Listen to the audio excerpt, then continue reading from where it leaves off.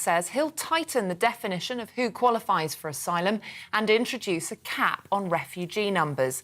Liz Truss says she'll extend the UK's Rwanda asylum plan and increase the number of Border Force staff. More than 14,000 migrants have crossed the Channel on small boats so far this year. Meanwhile, the public is split on which of the two will make a better Prime Minister. An opinion survey of 2,000 adults has found 43% back the former Chancellor compared to 36% for the Foreign Secretary. This is in contrast to Conservative Party members, where a YouGov poll has placed Liz Truss 24 points ahead of Rishi Sunak. Earlier, Work and Pensions Secretary Therese Coffey outlined why she's backing Ms Truss. I've known Liz a long time, and she's one of my closest friends in politics. And it's not just for that reason, far from it. It's because I know that she has delivered, and she's been in the cabinet since 2014. She's served in 5 different roles and was an education minister before there. And whatever you can say about Liz, she absolutely delivers. While Conservative MP Richard Holden told GBNews why he's supporting Rishi Sunak to become Prime Minister. She was back Brexit all the way through. He's not a late convert. He was putting himself under real strain as a brand new MP in 2016 to really go and back it. Secondly, I think he's got a proper plan for the economy. Deal with inflation first, then move on to tax cuts. And I think that's a sensible way to go. It's a sort of way Mrs Thatcher had gone about it. Ukraine's President Volodymyr Zelensky has called attacks on the Ukrainian city of Odessa blatant barbarism, days after a deal was struck allowing for the export of grain from the country. Russia claims it hit a Ukrainian military boat in the port. Despite the attack, officials say preparations to resume grain shipments are continuing. The deal between Ukraine and Russia has been hailed as a breakthrough that would help ease increasing global food prices. Wildfires in Greece have destroyed homes on the island of Lesbos. Authorities have evacuated the popular tourist resort of Patera as firefighters tackle the flames. The fires started in the island's mountains before spreading rapidly due to strong winds. This comes as wildfires in other parts of the country over the past week have forced hundreds of people to flee. Kate Moss says she had to run away from a photo shoot after a man asked her to go topless when she was 15. In a rare, wide-ranging interview with BBC Radio 4's Desert Island Discs, the supermodel touched on numerous issues, such as her support for actor Johnny Depp during his recent libel trial. She also says she felt scapegoated by the media due to her drug use in the 1990s. This is GB News. We'll bring you more as it happens. Now it's back to Nana.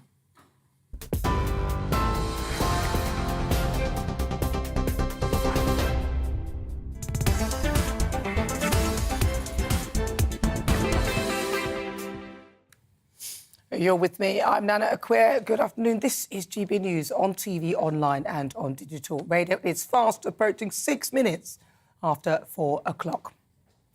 The electric car con rolls on.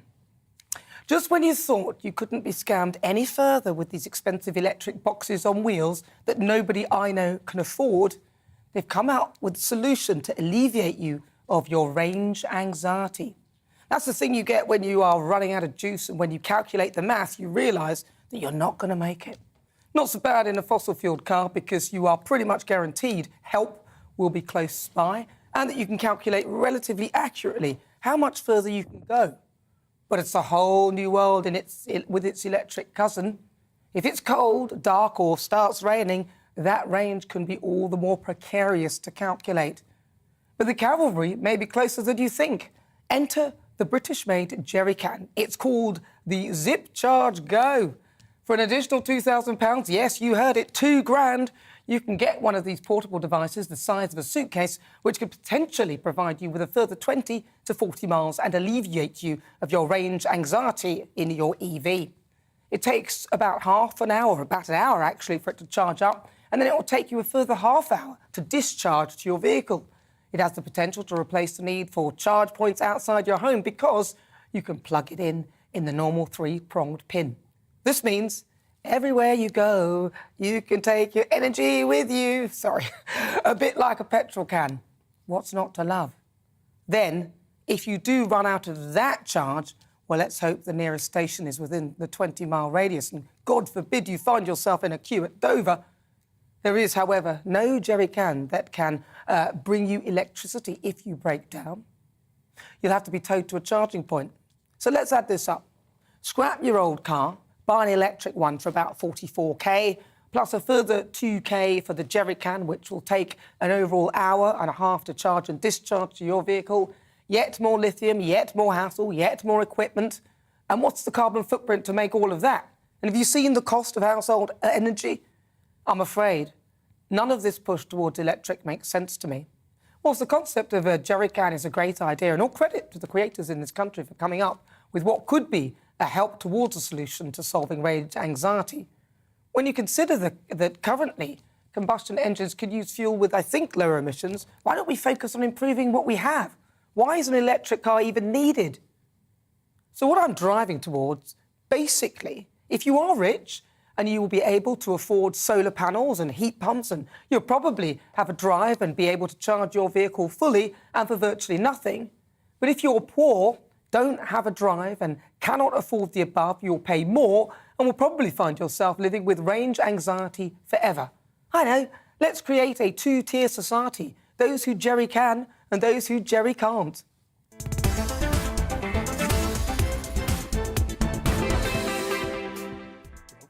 So before we get stuck into the debate, here's what else is coming up today. At 5 o'clock in Outside, I'll be joined by the Love Island star, Tyler Rosie Carr. Now, she'll be spilling all about the time she appeared on the 3rd season of the show, and she was partnered with Mike Felicitas, who sadly took his own life in 2019. And with thousands of complaints of misogyny reported to Ofcom this week, is it time to scrap the show? What is it really like inside the villa? We'll talk highs, lows and lessons learned and what comes next on The Outside. In the Great British Debate this hour, I'm asking, who has the best plan for our country? Rishi Sunak or Liz Truss? The Conservative leadership contest is heating up over the pair. They're preparing now for their live TV debates tomorrow night. So I'll be taking a more detailed look at their plans for the country and ask, which one do you think has the best idea to sort out the challenges that face us? That's from things like the economy and taxes to illegal immigration and the backlogs in the government departments. And then at 10 to 5 in WorldView, we'll get the latest news from across the globe, starting with an update on gaffe-prone US President Joe Biden, who's currently suffering with COVID. He's apparently experiencing mild symptoms. We'll get an update on Ukraine as well. Paul Dudridge will be live with me from Los Angeles later on. Now, that's coming up in the next hour. Tell me what you think on everything we're discussing. You can email gbviews@gbnews.uk or tweet me at gbnews.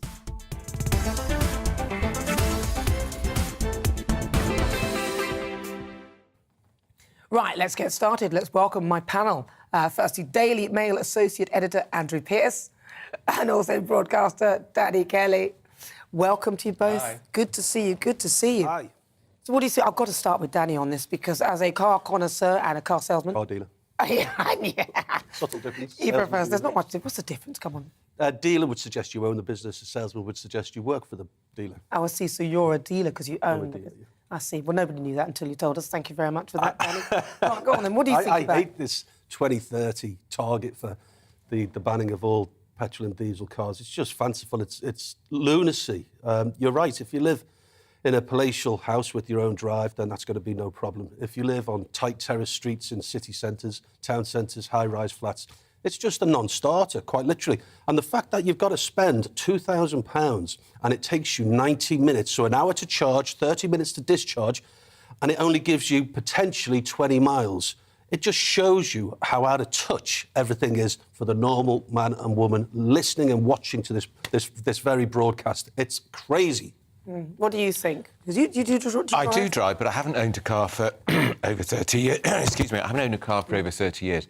I've always thought this rush to 2030 is insane. And I think it's also not deliverable, unsustainable. Yeah. How many how many charging points are there? We need 150,000. I think there's currently about 14,000 in the country. Who's going to pay for them? Where are they going to go? They have to work out how to charge a car more quickly than we do currently. And what is the average cost? £46,000 Yeah, about for that. a car? I know. Crazy. And now we have the jerry can. I know. Ridiculous. What a joke. I think it's about 44 grand. Yeah. But excuse me, I've got that as well. But the anxiety of driving long distance Yeah. and thinking you might run out of electricity. How's it going to work in the countryside, by the way? How are people who live on farms and in remote rural areas going to be able to charge their cars? Where are they going to do that? But what if you're in a queue in Dover and you're waiting in that queue for how many hours the whole day? I mean, can the electricity hold? I mean, what do? No. You have to switch off all the lights. What if it starts raining? I mean, I know that in an electric vehicle, if it rains or the weather is bad or if it's cold, you're finished. That battery that said it would last a certain distance,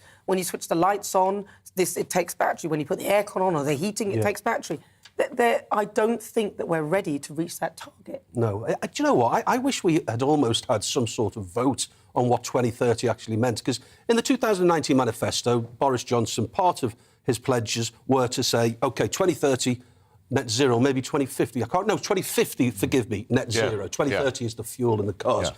And everyone, well, lots of people said, brilliant, let's go for it. But no one really knew what the hell it meant. No one really knew that we were going to have 25% extra added to our household fuel bills. And now we have this 2030 target. And if the average cost of an Alecki car, Nana, is £45,000... Look, I'm a used car dealer. This is going to be great news for used car dealers, because in 2029 and 2030, people are going to want to buy petrol cars and they're going to want to buy diesel cars. Yeah. They're going to be second-hand. Prices are going to go through the roof. The other thing, you mentioned in your talk at the beginning about towing these cars. Apparently, some of them, you simply can't tow them because of the damage it does to the brakes. So that's a serious problem if you break down. What are you going to have to do? Push the wretched thing? I mean, good luck with that. They're heavier. Or they're going than to have the to other somehow cars. get it onto some form of truck so it sits on the back. But towing it is not going to be very practical for most people in an electric car. Well, they're also another heavier, problem. aren't they? They're Yes, much heavier. much heavier. And what worries me is, because I'm thinking we're going to have this situation where we might have hydrogen cars, we might have electric cars, and we'll have petrol cars. Can you imagine if there was some sort of pile-up on the motorway, all the different types of car? How do you put out the fire? I mean, You can't. Could you use water on electric? Then what are you going to use to extinguish the flames? There was a terrible story in California where two people were in a Tesla and it was on autopilot. So they were sitting in the back and they were reliant on the technology. The technology failed. They hit a tree. They were in the back. The car combusted. Poor people died. But it took 7 hours for that flame, for the inferno to die down. Not because of the foam or the water. You cannot put these things out. 7 hours or 6 hours, something crazy. So that's a risk to that's a risk to health. Also, aren't they meant to be environmentally friendly? How is mining all this lithium for the batteries environmentally friendly? It just isn't. And that's why the Chinese have got their eyes on Afghanistan, Well, yes, where there's a lot of lithium. And parts of Africa as well, where there's lots of this cobalt and all the bits and pieces. Yeah, that and they do you need think for the African economies will benefit from it? No, of course they won't. Of course they won't. No, you see, so this is the worry. And I think people are being deluded into thinking, oh, yeah, I'm being really good for the environment. You're not. The carbon footprint to make the thing in the first place is huge. You've got to get rid of a probably perfectly decent working car, so you've got to scrap that. I mean, none of it adds up, and then the cars are so expensive. And if you charge something, so for example, your phone, the charge on your phone, you know, as time progresses, it gets weaker and weaker in the sense that it takes in less charge. When this car finishes or dies, how many years, I don't know what, you're going to have to buy a whole new car. There's a whole new car. You're not going to be able to... Just the battery to take the whole thing. Tesla factor in a degradation of up to 30% over 4 years. So you go to this Tesla showroom and they boast that you can drive 300-odd miles or whatever the figure is. But over 4 years, they actually build in a degradation factor within their warranty. So that is a 30% reduction. So already... the 300 is down to, help me out with the maths, 210. Yeah, exactly. 210. And this is Tesla. Yeah. This is the manufacturer saying, look, we're not going to guarantee the battery. It is madness, and we've got a Conservative Party leadership contest underway to elect a new Prime Minister. There's a debate this week. Let's hope one of them has the courage to tell us what they really think about this. Yes. Because these are bread and butter, practical issues facing this country, and I'm embarrassed, frankly, that the Conservatives are trying to force us almost at gunshot to do all this. So it's a real issue for both those contenders, and it could make a big difference to how people vote, because it's unrealistic. I don't want an electric car. I don't want one. No. I just don't want one. I want to... Hopefully one day I'll be able to afford a nice Range Rover. I'm hoping one day I drive a little Citroen C1. It's very cute, but it's, you know... It's done 170,000 miles on the clock. I know. And when I told Quentin Wilson that, he goes, "That's some sort of record." but it's cheap, it's efficient, it does what it needs to do, it's got low emissions, everything is fine with it. I understand the argument of environmental, the impact of the environment. I understand that people, in low emission zones and things like that, I do realise that. But all we're doing is offsetting that carbon somewhere else. Yeah. So whilst at source you're not receiving the carbon, it's somewhere else and it goes into the atmosphere anyway. And I did have an interesting conversation about whether CO2 really is the bad thing for the environment, but that's a whole other story. Just briefly, you've hit on something really pertinent. What the government could do is a compromise where they say you can drive a petrol car, up to a ceiling limit of so many CO2s. Now, the car I've come down from the West Midlands today probably produces 4 or 5 times the amount of CO2 as your Citroen C1. So a compromise could be to ban cars like mine in 2030, so big, powerful engines, and say, look, if you want to drive a petrol car, you can do, but it's got to have a threshold cap, a ceiling of, say, 99 milligrams of whatever it is per kilometre. Does it take into account the load that it's carrying as well? The load. Normally, it is a bit mean, yeah. Normally, it's towards the end of the show. Yeah. That was a bit mean. That was fun. We've already seen the deadline slip back for getting rid of your gas boiler, because that was supposed to be 2030. That slipped back to 2035 because of the sheer cost of the alternative, the heat pump, 10, 12, 14,000 pounds. I predict this is going to go the same way. And if Rishi and Liz Truss are watching, tell us what you're going to do. Yeah, Liz, we want to hear it. Liz, look, I'm actually rooting for Liz. I know many people are rooting for Rishi. But one of you come up with something decent. And for goodness sake, that arbitrary target of 2030 and then...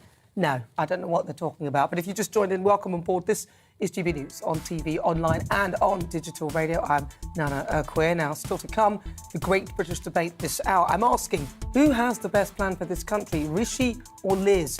Now, the two candidates vying to be Britain's next Prime Minister will face off in a live TV debate tomorrow. I want to sort of break down their plans. Who do you think has the right idea to get this country back on track? Send me your thoughts. You can email gbviews@gbnews.uk. Tell me what you think. You can also tweet at GBNews. There is a poll up right now. And I'm asking you, who has the best plan for our country? Rishi or Liz?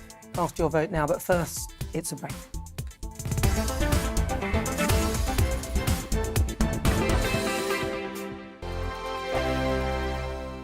We are GB News. We're right across this great nation. On TV. On radio. On digital. Absolutely everywhere. We don't talk down to you. We embrace all voices with honest and civilised conversation. We are not part of the establishment. We're one of you. And we're only getting started. Join us on GB News, The People's Channel. Britain's news channel.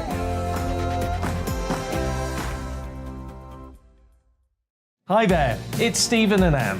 At breakfast from 6 a.m, you'll always be caught up with everything you need to know, the latest headlines, opinions and debates. We'll bring you the good news and the bad, but most of all, we're here for you. Remember, send in your views and let us know what you would like us to talk about.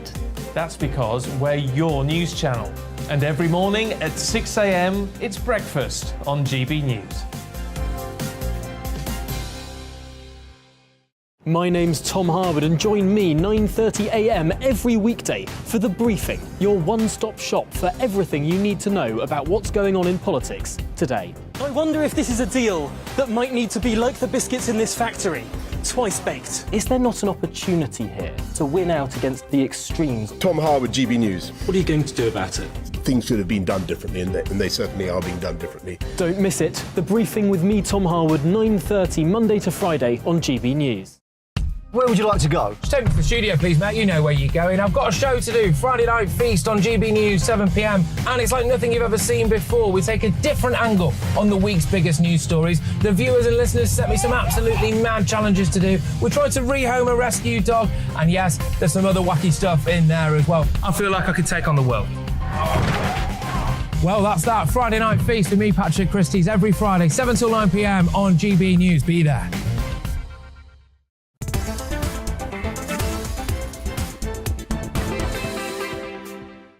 Good afternoon. If you just joined me, where have you been? It's fine. You only missed the first 21 minutes, but we are live all the way through till 6 o'clock, so do not go anywhere. There's so much on the way. I'm Nana Akua. This is GB News on TV, online and on digital radio. Now, it's time for the Great British Debate. We'll try and get you some emails as well with regard to that monologue. But it's time for the Great British Debate this hour, and I'm asking, who has the best plan for our country? Is it Liz Truss or Rishi Sunak? Now, both of them attempting to win over the Conservative Party faithful. So where do they stand on tax? Where do they stand on inflation, immigration and protecting our public services? Now, a summer of head-to-head hustings are planned around the country over the next few weeks. Liz Truss has promised tax cuts, whilst Rishi Sunak says his approach to the economy would be common-sense Thatcherism. I don't care what it is, as long as it doesn't cost me more. Now, with each candidate seemingly channeling the spirit of the Iron Lady to appeal to the Tory grassroots, and both having held senior roles in government, who has the best plan? What do you think? Is it Rishi Sunak or is it Liz Truss? Well, I'm joined now by Conservative MP for Rayleigh and Wickford, Mark Francois. He's supporting Liz Truss. Mark, thank you so much for joining me. Now, you're supporting Liz. Why are you supporting her? Well, the job of the parliamentary party was to narrow the choice down to two credible prime ministers that we could put to our voluntary party members. I think we've done that. I think they're both credible prime ministers. The question is, which of the two is best? And I believe it's Liz for several reasons. One, because I'm attracted to her tax-cutting agenda. You know, I'm supporting, low tax Truss, not high tax Sunak. Secondly, because I believe she's the more robust of the two on Europe. Thirdly, because I think she would be very good at standing up to Putin over the Ukraine. She believes in increasing the defence budget to 3% of GDP by the end of the decade. She's also told me personally she's opposed to the proposed cuts in the British Army. I don't think Rishi can match either of those commitments. And fourthly, as someone who used to be a Conservative councillor, I also very much support her intention to scrap what she calls Stalinist housing targets. This is the process whereby Whitehall officials tell each council how many houses they have to build within their boundaries over a given period of time, irrespective of whether or not the local infrastructure can cope with it. Rishi has not made the commitment to scrap those targets. Liz very publicly has. So there are four good and I hope sensible reasons why I hope Conservative Party members will vote for Liz rather than for Rishi, even though I say they are two good candidates. But I think Liz pips it. But she was the Remainer. Do you trust that she's genuine? She actually said that she was wrong with regard to Brexit. We never hear people say they're actually wrong. Yes, but in the debates over the Northern Ireland Protocol Bill, which we must pass to to uphold the Good Friday Agreement, I know that Liz, supported by Suella Braverman, was trying to toughen that bill up, while Rishi Sunak was trying to water it down. So there, I think, are her bona fides. And if I could put it another way, if you remember 1975, Margaret Thatcher famously argued at the time that we should remain in what was then the European Economic Community. There was that famous photo of her with that jumper with the 9 European flags on it. She changed her mind over the European issue, and I genuinely believe that Liz Truss has changed her mind too. And if you don't want to take that from me, ask Bill Cash or John Redwood or Steve Baker or most of the other sort of, if I can use the phrase, leading lights on the Brexiteer side of the parliamentary party. If we trust Liz Truss on Europe, I think our members can too. What about the Channel crisis? Because this is a big thing. And also the leaving of the ECHR, European Court of Human Rights. I mean, Rishi Sunak has put a target on there. He said he's going to have targets. I've never seen anybody reach any target ever when it's come to immigration, so it'll be impressive to see how he does that one. But also the ECHR, it's just causing us certain issues. Well, I think Dominic Raab, the Deputy Prime Minister, he is bringing in a new Bill of Rights, a Bill of Rights bill, if you will, in the autumn, which I think will at the very least limit the ability of the ECHR and the judges who oversee it to interfere in our decisions. I hope that that will cover the plan to use the arrangement with Rwanda. And I think Liz has come out very strongly today about, leaning more heavily on that Rwandan arrangement. I don't think it's right that European human rights judges, and we're told we don't even know the name of the judge that gave what was meant to be a temporary judgment, should have an ability to interfere in that process. That this is a vile trade. It exploits people going across the channel, one of the busiest waterways in the world, and sadly, a number of people have already died. This is moral blackmail. The people who do it are utterly ruthless. They don't care if people die. They just want the money. We have found a way, by working with the Rwandan government, to break their business model. European judges have interfered in that.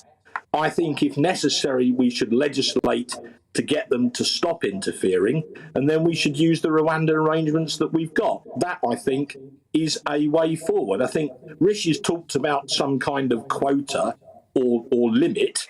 We don't want anybody coming via that method at all. We want to stop it and break the business model. And I believe Liz is far more likely to do that than Rishi. Yeah, you make a good point there. Mark Francois, lovely to talk to you. He's the Conservative MP for Rayleigh and Wickford. Thank you for your thoughts. Right, well, I'm joined in the studio by political reputation consultant Andy Williams. Right, Andy, first of all, declare your interest. Which candidate are you vying for, if either? Well, I don't have a dog in the fight. I don't have a vote in this contest, but I think if I did have one, I'd be going for Rishi Sunak. Interesting. Why would you be choosing him? Well, I think he fundamentally has a lot more credibility. I think his plans stand better scrutiny than Liz Truss. I think particularly on things like tax. I know it's not necessarily popular to say that he's not going to be cutting taxes immediately and that he needs to wait until, I think he said, the autumn of 2023 to even consider doing that. But we have a very, very difficult economy at the moment, with inflation running at its highest level in 40 years. And it doesn't seem to me, as much as we'd all like tax cuts, that now is the time to be spending 30 billion quid on that. But aren't we pretty much one of the only economies that are actually raising tax to try and raise revenue? And isn't it, I mean, I studied economics myself, isn't it quite simple, really, in terms of economics, that if you are going to tax people too high, and if you tax people too high, then in the end you reduce the tax take and you could end up shrinking the economy. And so far, we've been sitting in Rishi Sunak's policies and I haven't seen anything decent. And also, I mean, remember his spring statement? Come on, that was bad. Well, it certainly didn't go down very well. Terrible. And what I would say is that, two things. Firstly, on tax cuts, Liz Truss has made the case that cutting tax is actually going to reduce inflation. I don't really see how that stands up to scrutiny. No serious economist is saying that. I think in terms of what... Did she actually say that? She did. She said the other day that tax cuts would be deflationary. Yeah, but they may... I mean, I can see how that could potentially be the case if you cut tax and they are the right taxes. Doesn't it depend on what taxes you cut? I think it does. And clearly, if you look at, for example, she's planning to scrap the corporation tax rise that's planned for next year, that does seem to me like a fairly sensible Well, Rishi move. Sunak's going to increase it. He said up to 25% for businesses that are turning over £250,000. That's absolutely right. And I can see the rationale behind cutting or maintaining the current level at 18%, I think is, or 19%, and therefore giving businesses the money to continue to invest in the economy. So that makes sense. I mean, Rishi Sunak's policy and that review doesn't. What about his take on immigration then? Because he's talking about a quota. Liz is saying that she's going to follow with the Rwanda plan. He's talking about a quota and cruise ships. I think it looks like they're really trying to outflank each other to the right on immigration, right? So both of them are in favour of the Rwanda policy. I think they're both in favour, actually, of an expansion of that policy, and not just about getting more people going through that route, but also building new, what they're calling migration partnerships with other countries. So I think they're probably fairly in a fairly similar spot on that. I mean, I suppose my perspective on why I would back Rishi as opposed to Liz is, I think if you look at his record in government, he's fundamentally more competent across the board. Well, that's what I'm looking at. I'm looking at his record in government, and I'm not seeing that. I'm thinking he's fundamentally more taxing than any other, taxes at the highest point they have been for a very long time. What about Liz Truss was talking about the quangos. She's saying that she wants to reduce the size of them and also reduce the waste because, we're spending a fortune. I mean, I think it was 221 billion, I think they quoted on quangos, which are things like civil service, which are all the little government bodies, the think tanks, the this, the that. They keep thinking things and coming up with nonsense. I haven't heard Rishi mention anything about that. What is he saying? Well, I'm not quite sure what his view is on quangos, but I think very clearly they're both looking at ways in which they can reduce the size of the state. Both have said that there would be a kind of bonfire of EU law. Now, actually, when I talk to my clients and businesses, that is easier said than done. It's very straightforward to say, let's just cut loads and loads of, or get rid of lots of laws, get rid of legislation that's a waste of time. When you actually dig into it, a lot of that is there for a reason. So I think one thing we haven't seen yet, and this will be useful to explore in the next few weeks, is actually to drill down into the detail of some of that, because to date, I think this debate's been operating at quite a high level. Yes. And I think what we could really do with some greater scrutiny. Right, we've got maybe about 30 seconds or so. So I want to find, in terms of their foreign policies, who do you think will handle it best? They're saying Rishi Sunak has a lot of interest. Infosys, his company, they were trading in Russia, and it was only the pressure of, everyone saying, how come we were trading in Russia? And also they trade a lot in China, so people don't necessarily trust that obviously he'll try and work in everyone's best interest, but he didn't declare certain things in the minister's interest, and his wife has the non-dom status and all this thing, and yet we're all paying more. Liz Truss, people seem to be trusting more because of the brilliant trade deals, or the number of trade deals she's managed to strike. Well, she has struck a lot of trade deals, but I would say a lot of them were, frankly, cut-and-paste trade deals. They were very straightforward to strike. Yeah, but she still struck them. I mean, you can't take that away. I'll give Richard credit for things he's done, but she has to get credit even if you don't support the things that she's done. No, of course, she did them. That's part of her record, and fair play to her. And she is also clearly the Foreign Secretary and has done that for 8 months or 9 months. So she has that track record.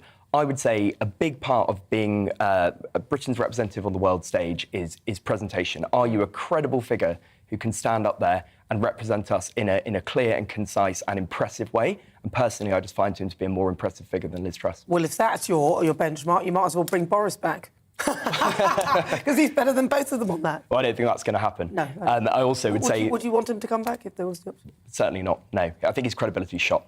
Yeah. Well, listen, thank you very much for your view. Much appreciated. Fabulous stuff. I'm Nana Akua. This is GB News. That was Andy Williams. He is the political reputation consultant. If you've just tuned in, welcome on board. We are live on TV, online and on digital radio. After the break, we'll continue our Great British debate. I'm asking, who has the best plan for the country? Is it Rishi or is it Liz? First, let's get your latest news headlines.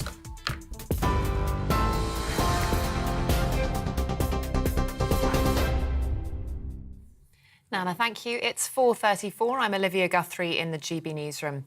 The AA says Folkestone is the new hotspot of holiday hell, as drivers trying to get to the Eurotunnel are still facing long delays. It's after disruption at the port of Dover has largely been brought under control. Delays there have been reduced to around an hour, after some holidaymakers were waiting up to 18 yesterday. Separately, however, the Highways Agency is also warning of traffic jams on major roads in Kent. It says there are currently delays of several hours for some drivers. The Board of Cricket Scotland has resigned ahead of the publication of an independent review into racism. The review has been conducted after Scotland's all-time leading wicket-taker Majid Haq told Sky Sports News that Cricket Scotland was institutionally racist. In a letter, the board apologised and said the review would provide a watershed moment for Scottish sport. Liz Truss and Rishi Sunak have vowed to toughen controls on migration as part of their bids to become next Tory leader and Prime Minister. Mr Sunak said he would tighten the definition of who qualifies for asylum and introduce a cap on refugee numbers. Liz Truss says she'll extend the UK's Rwanda asylum plan and increase the number of Border Force staff. Kate Moss says she had to run away from a photo shoot after a man asked her to go topless when she was just 15. In a rare, wide-ranging interview with BBC Radio 4 programme Desert Island Discs, the supermodel touched on numerous issues such as her support for actor Johnny Depp during his recent libel trial. She also says she felt scapegoated by the media due to her drug use in the 1990s. TV, online and DAB+ radio. This is GB News. It's back to Nana in just a moment.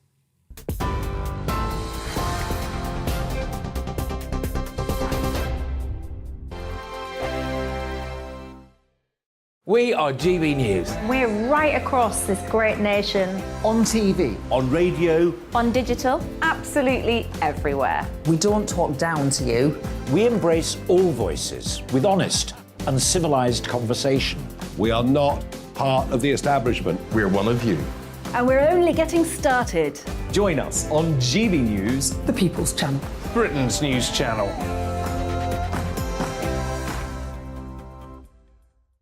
Hi there, it's Stephen and Anne.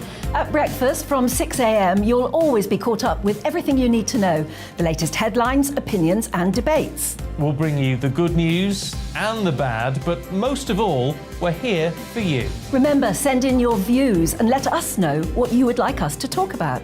That's because we're your news channel. And every morning at 6 a.m, it's breakfast on GB News. My name's Tom Harwood and join me 9:30 a.m. every weekday for The Briefing, your one-stop shop for everything you need to know about what's going on in politics today. I wonder if this is a deal that might need to be like the biscuits in this factory, twice baked. Is there not an opportunity here to win out against the extremes? Tom Harwood, GB News. What are you going to do about it? Things should have been done differently, and they certainly are being done differently. Don't miss it. The Briefing with me, Tom Harwood, 9:30 Monday to Friday on GB News. Where would you like to go? Just take me to the studio, please, mate. You know where you're going. I've got a show to do. Friday Night Feast on GB News, 7 p.m. And it's like nothing you've ever seen before. We take a different angle on the week's biggest news stories. The viewers and listeners set me some absolutely mad challenges to do. We tried to rehome a rescue dog. And yes, there's some other wacky stuff in there as well. I feel like I could take on the world. Well, that's that. Friday Night Feast with me, Patrick Christie's, every Friday, 7 till 9 p.m. on GB News. Be there.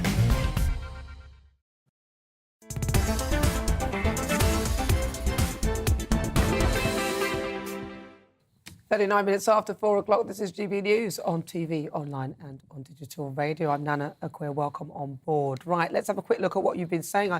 Earlier, we spoke about electric cars. I wonder if any of you have got an electric car, whether you think they're worthy of that. And we were asking you what your thoughts are. Keep them coming. We're also talking about Rishi and Liz and who is the best for this country. Elliot says, I'm not convinced by either, but I'm prepared to give both a chance. Not that I'll have any choice, granted, but still. Well, which one, though? Both a chance? That's great. That's good of you. I mean, I'm giving them both a chance, but I've got to choose one. Maura says, unfortunately, neither isn't an option. That's what everyone's saying. Christina says, Liz Truss is by far the best option.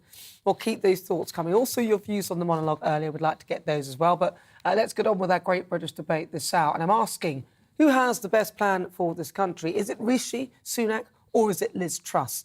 Now, the candidates are preparing for a live TV debate. That's tomorrow night. I shall be glued to it.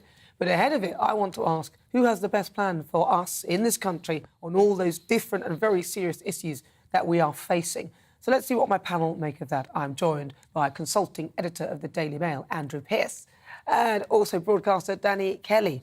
Andrew, I'm going to come to you immediately. Now, the different candidates, first of all, in your view, who do you think has the best approach and also why?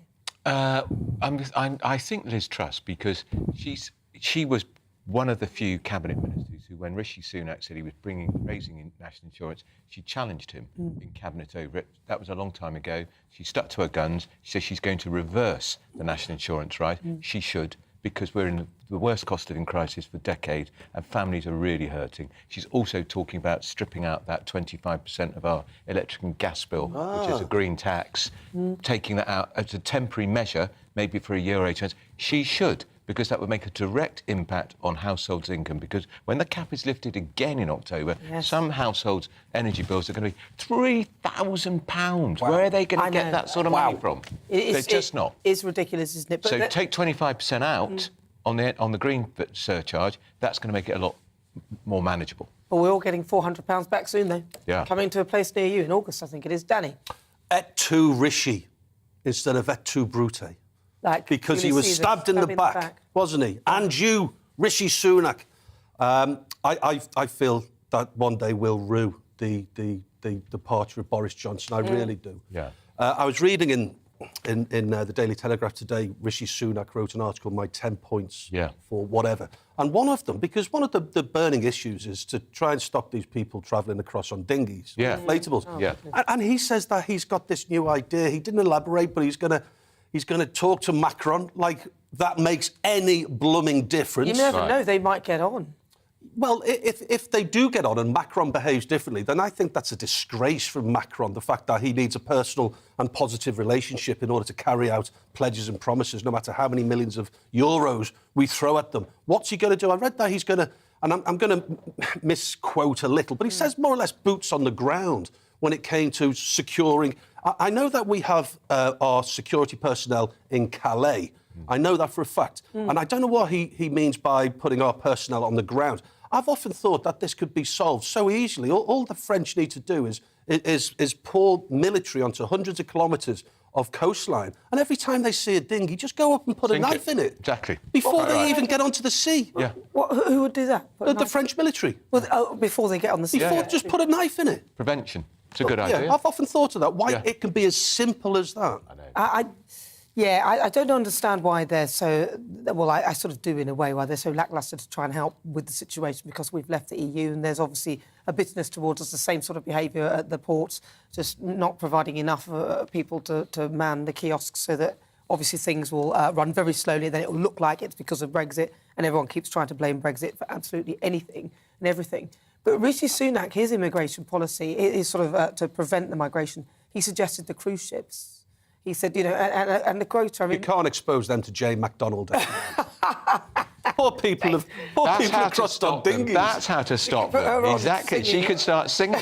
Please, Nana, have some heart, will you, woman? There's a good idea. What about the other stuff, though? So we've got... Liz Truss is talking about the quangos. She's saying that she will reduce the size of those quangos, get rid of waste. They all say that. They all say it.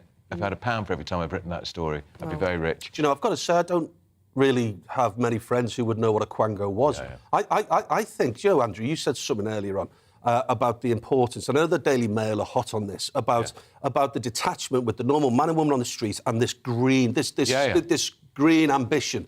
I think if Liz Truss was to put a moratorium on the 25%, I think that shows that she's in touch what the average man and woman thinks on the street. I really do. Because we can be as green as we like, but when China are pumping out all of these CO2 emissions, it makes you put your head in your hands and wonder what the hell you're doing all of this for. There's no point, really. It's not realistic. Also, I spoke to somebody about CO2, and one person actually said that, I think his name's Brian Catt, he's a scientist, he said that it's negligible, the effect that we could have on the atmosphere with regard to CO2, because actually about 96.5% of the Earth naturally creates its own CO2, and we are only really responsible for about 3.5%. The other thing is, it would put clear blue water with the Labour Party, because Labour would oppose this if she takes the 25% out of the tax. Would they? Electric and gas. Yeah, they would. They do it on green grounds. They'd say you've got to keep it. That would be a clear sign that we're on the side of ordinary people in the cost of living crisis. That's how the Tories could project that.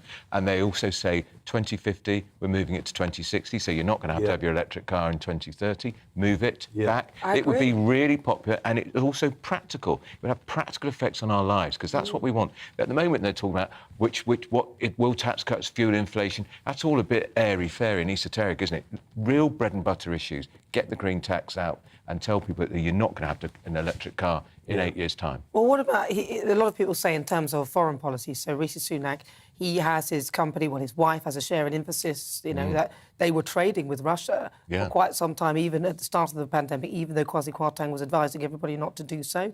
That company, which made about £500 million worth of profit from deals that it had through the public purse, so a Home Office and jobs, you know. So he's got an interest, even though it's not his company, and he eventually declared it in the minister's interests. It's not his company. It is his wife's, although, you know, when you're married, you share pretty much everything.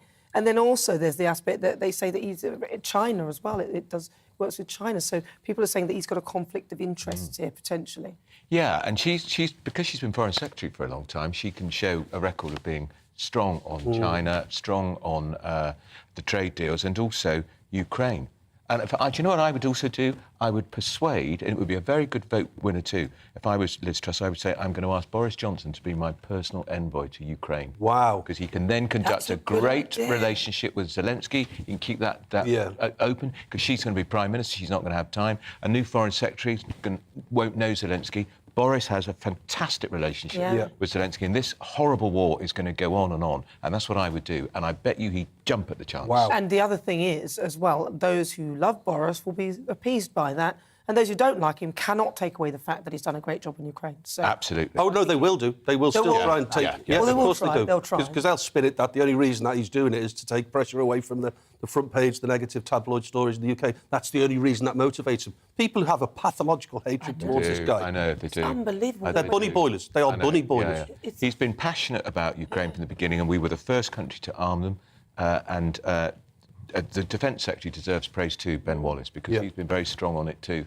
And I'm, for one, rather disappointed he didn't run for the Tory leadership. Really, Ben Wallace? Bit dull. He's a bit Tom Tugendhat in that the only thing he knows about is defence. Defence, yeah. And Tom Tugendhat kept saying, I serve and I will... I know, that became a bit repetitive, didn't it? That's all he kept saying. And then he did like a little wry smile like this day.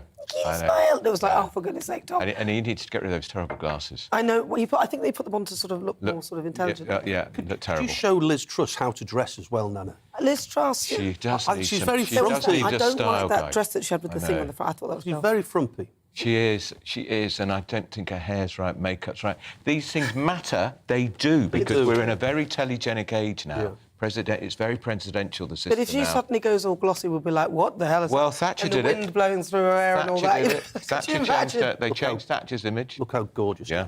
Oh, she could take a leaf out of your book. Yeah, and I mean, Rishi the other day was wearing a £3,500 suit. That's the man of the people, isn't it? And man of the people. And his 500 Prada shoes. which he wore to a building site in Teesside. So they were probably chucked in the bin when he got back. Yeah, totally out of touch. Yeah. Let's find out what people think, because this show is nothing without you and your views. Let's welcome our great British voice onto the programme. Your opportunity to tell us what you think about the topics we're discussing. Right, where should we go? Should we go to, how about Snowdonia? Lovely part of the world. Oh, yeah. Ooh, Really really have a nice. chat with Gareth Wynne-Jones. Hello, Gareth. How are you? I'm very good. And how are you? I'm fine, thank you. You look like are you into? It looks like you might be in a tractor or something. You're not in a tractor. No, I'm in a car. I'm ready to go on a date with my wife. So, yeah, I'm in the bad books now because you've held me back a bit. We're going to a wine tasting evening. So, yeah, Ooh, if my marriage is still together. That sounds good. So what do you think of this then? Who do you trust? Is it Rishi or Liz? Who do you think's got the best plan? Do you know what? I've got to be honest, neither of them. They both, well... Every single politician, I think, have sold us down the Swanee. The foreign deals with Australia towards agriculture and New Zealand have been absolutely horrendous and scary for us. Nobody's talking about food security, and I believe we're in a recession, or we're on our way for a recession, sorry, and I think, food security's got to be something that we really need to get behind. British agriculture and the people are producing it. But if I had to choose one of them, I think I would go for... Sunak, I think he's got a little bit more experience in watching after the coffers, even that he's not going to bring taxes down. We have got really challenging times ahead, no doubt in my mind. And I think, we need a shake-up in this country, and we need people that are going to keep promises, not lie to the public. And they have to really listen to the people that are struggling in this countryside, because at this moment in time, I feel nearly every single politician is so far removed from reality. It's bloody scary, and they need to start to listening to them people that can't pay their bills, can't go out there and afford food and pay their energy, and they're talking about everybody getting an electric car. Unbelievable. It is. That does seem a bit silly. Gareth, always a pleasure to talk to you. Go and see your wife. Go and get there on time. Thank you very much. That's Gareth Wynne-Jones. He's a farmer. He's in Snowdonia. Apologies if you were offended by the use of the slight swear. We are not quite 9 o'clock, but I think we can let that one go. So today I've been asking who has the best plan for this country. Is it Rishi Sunak or is it Liz Truss? Lots of you have been getting in touch with your views. Veronica says, without a doubt, it's Liz. Pete says it has to be Liz, or say hello to a hung parliament controlled by the SNP. Ooh, that is a good point. Very good point don't indeed. want that. Jill says none, to be honest. Plans are great, but will they ever be carried out in power? Matt says there is no plan, only a competition to see who can misrepresent Thatcherism the most. I like that. Well, I don't, but unfortunately, it's true. There is also a poll up on Twitter throughout the show asking who has the best plan for our country, and currently, Rishi, is it Rishi or Liz? And currently, 7% of you say Rishi, 37% say Liz, whilst 56% of you say neither. Not good. Got a lot of work to do, haven't they? They have indeed. Well, this is GB News. We're live on TV, online and on digital radio. I'm Nana Akua. After the break, US President Joe Biden tested positive for COVID-19 on Thursday. His symptoms are said to be mild, but the strain he's contracted is the BA.5, a highly contagious version. We'll get the latest from Paul Duddridge, who's in America, but first, we'll have a quick short break.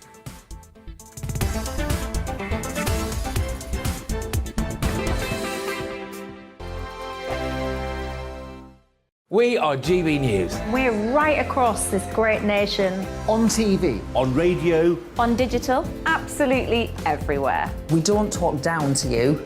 We embrace all voices with honest and civilised conversation. We are not part of the establishment. We're one of you. And we're only getting started. Join us on GB News, The People's Channel. Britain's news channel.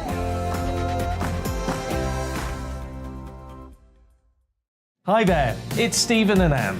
At breakfast from 6 a.m, you'll always be caught up with everything you need to know, the latest headlines, opinions and debates. We'll bring you the good news and the bad, but most of all, we're here for you. Remember, send in your views and let us know what you would like us to talk about. That's because we're your news channel. And every morning at 6 a.m, it's breakfast on GB News. My name's Tom Harwood and join me 9:30 a.m. every weekday for The Briefing, your one-stop shop for everything you need to know about what's going on in politics today. I wonder if this is a deal that might need to be like the biscuits in this factory, twice baked. Is there not an opportunity here to win out against the extremes? Tom Harwood, GB News. What are you going to do about it? Things should have been done differently, and they certainly are being done differently. Don't miss it. The Briefing with me, Tom Harwood, 9:30 Monday to Friday on GB News. Where would you like to go? Just take me to the studio, please, mate. You know where you're going. I've got a show to do. Friday Night Feast on GB News, 7 p.m. And it's like nothing you've ever seen before. We take a different angle on the week's biggest news stories. The viewers and listeners set me some absolutely mad challenges to do. We tried to rehome a rescue dog. And yes, there's some other wacky stuff in there as well. I feel like I could take on the world. Well, that's that. Friday Night Feast with me, Patrick Christie's, every Friday, 7 till 9 p.m. on GB News. Be there.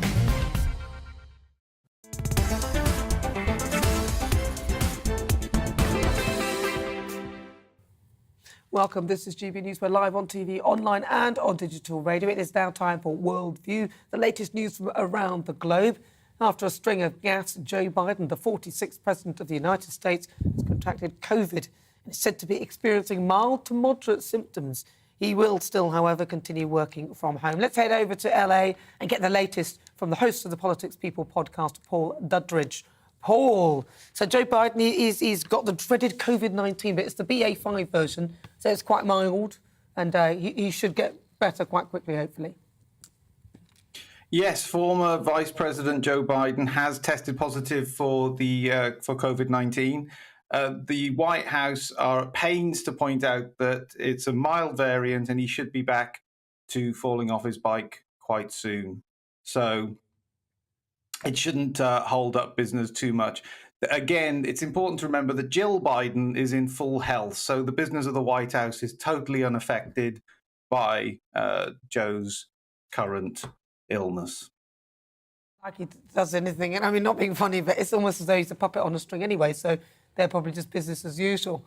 What are the American people making of this, though? I mean, are they kind of sick and tired of all this anyway? They're not interested in what he's saying anymore?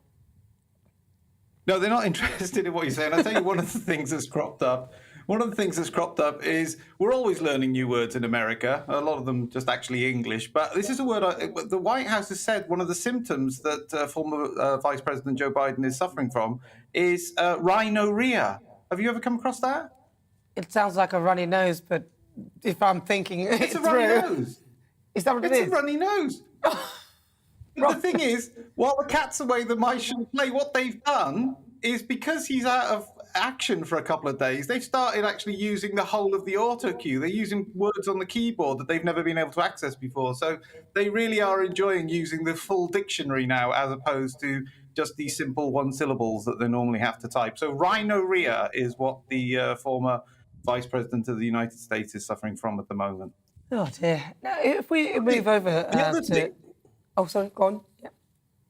I was going to say the other rumour on his health this week was the White House had to deny that the president had, that former Vice President Joe Biden had cancer, because it was a rumour started by Joe Biden at a press conference. Joe Biden said he had cancer, and then the White House had to come out and go, "No, he ain't got cancer." What we did, we told him he's got COVID, and he's gone out and told everybody he's got cancer. Quite extraordinary hypochondria coming from the White House at the moment. Yeah, I saw that clip. It was it was just embarrassing. It was like, oh my God, he's just said that he's got cancer. It's like, he had cancer, or does he have cancer? It starts a non-rumour unnecessarily. Something needs to be done. People need to start getting serious about this. Yes. Sorry, I'm getting a delay. Yeah, he is starting his own scurrilous rumours. It's quite an extraordinary multitasking from the leader of the free world. Mm. Well, let's move on to Russia. And, of course, they did a deal, apparently, with Ukraine that they wouldn't bomb Odessa, and then they did bomb Odessa. Thankfully, 2 of the missiles were intercepted, and it doesn't sound like there was too much structural damage or too much death. But what's going on there? I mean, they've agreed to allow the grain exports to leave the Ukraine, but it seems that I don't know what's going on. Well, exactly. Who knew that Russia couldn't be trusted to keep a ceasefire going for more than 24 hours? Yeah, so it was agreed. It was agreed with the president of Turkey, and I think his Secretary General of the United Nations had agreed to let this grain out. And the grain is really, I mean, it's obviously the human tragedy that's happening is obviously terrible, but for the world, the amount of grain that comes out of the Ukraine, I think it's like 25% of all world's grain. And so finally there was a respite, and finally there was an agreement to actually start letting this port export all of this Ukrainian grain that would help us all, basically. I mean, it's one of the things that's driving up inflation, it's driving up food prices. And this ceasefire seems to, if one could call it a ceasefire, lasted 24 hours. Russia took out, as you say, I think it was, they claim it was a couple of Ukrainian warships. So word coming out of Russia is that the only installations that were hit were military, but obviously this has rendered the whole agreement. The idea of releasing grain has now again been put on hold. Hopefully, in the next 48 hours, there is some talk of diplomatic relations being reinstated, because this is so significant. This is not even about territory. This is literally about the world's food at the moment. So there is a lot of activity trying to restore that diplomatic agreement that was achieved 2 days ago. Yeah, it's not a good look for Russia, because actually it affects the rest of the world, and the rest of the world won't trust them either. And a lot of the African countries are relying on that. Paul Dudridge, always a pleasure. Thank you so much for joining me. That's Paul Dudridge. He's the host of the Politics People podcast. This is GB News on TV, online and on digital radio. More to come in the next hour.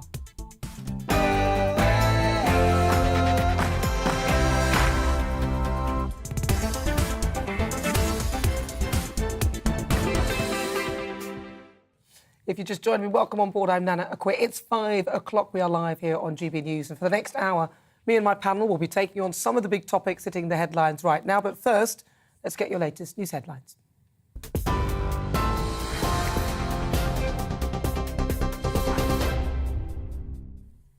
Nana, thank you. Good afternoon. It's 5 o'clock. I'm Olivia Guthrie in the GB newsroom.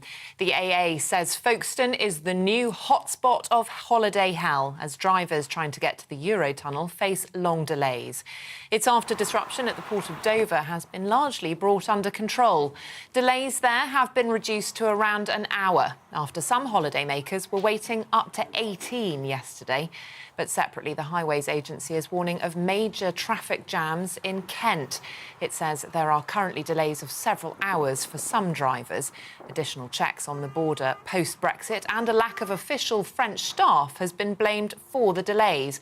But travel editor Simon Calder says the reality is quite different.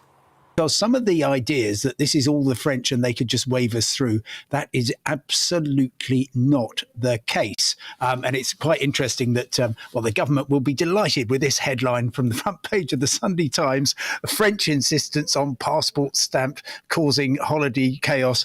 British insistence on passport stamp causing holiday chaos is actually the reality.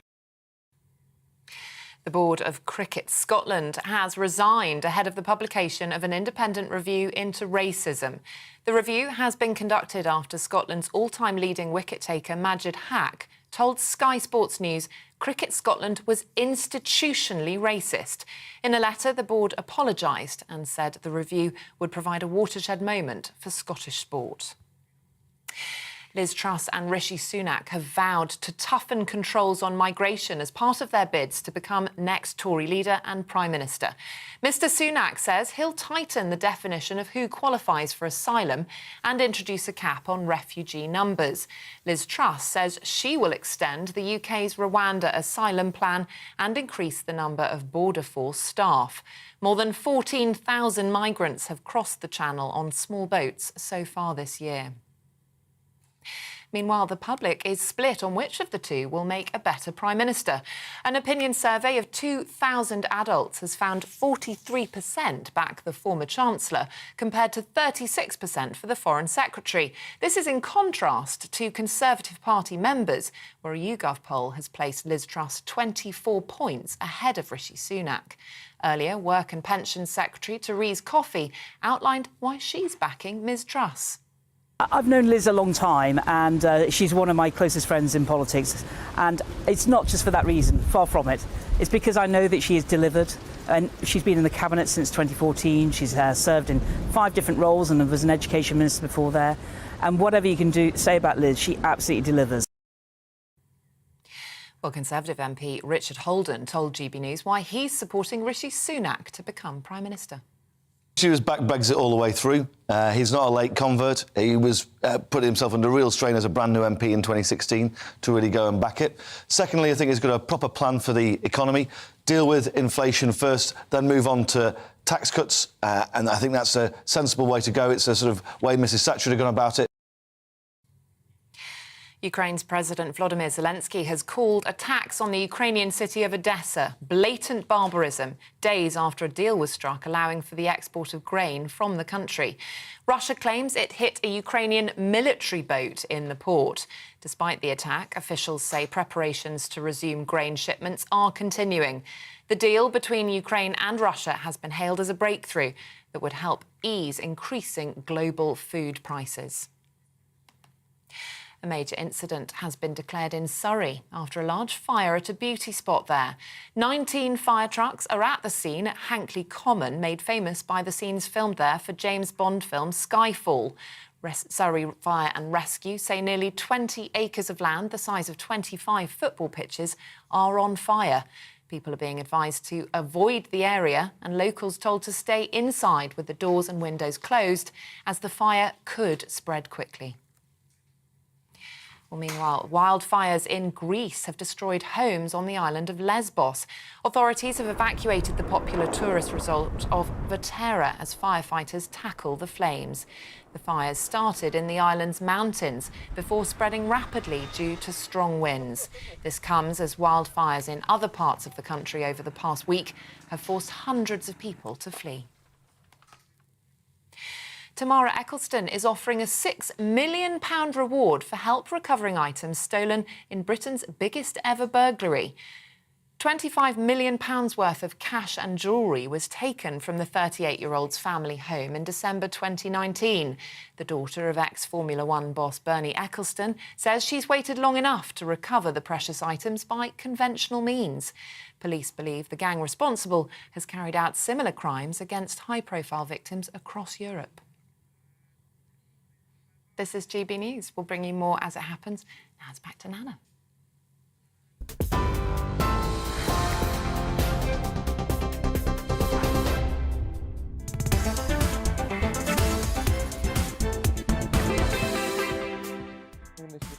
This is GB News on TV, online and on digital radio. I'm Nana Akua. For the next hour, me and my panel will be taking on some of the big topics hitting the headlines right now. This show is all about opinion. It's mine, it's theirs, and of course it's yours. We'll be debating, discussing, and at times we will disagree, but no one will be cancelled. So joining me today, it's broadcaster Danny Kelly and associate editor of the Daily Mail, Andrew Pearce. Still to come, each Sunday at 5, I'm joined by a celebrity, a former MP, or someone who's had an extremely interesting career to take a look at life after the job. We'll talk highs, lows and lessons learned and what comes next on the outside. In a few moments, I'll be speaking to a former Love Island contestant, Tyler Rosie Carr. Now, she'll tell me all about her life at the villa. And in the Great British Debate this hour, I'm asking, are we too reliant on prescription medication?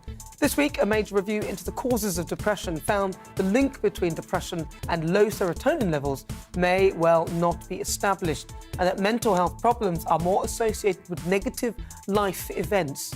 So it casts doubt over the widespread prescription of antidepressants. So I want to ask whether, as a society, we've become too reliant on medication. You can email gbviews at gbnews.uk or tweet me at gbnews.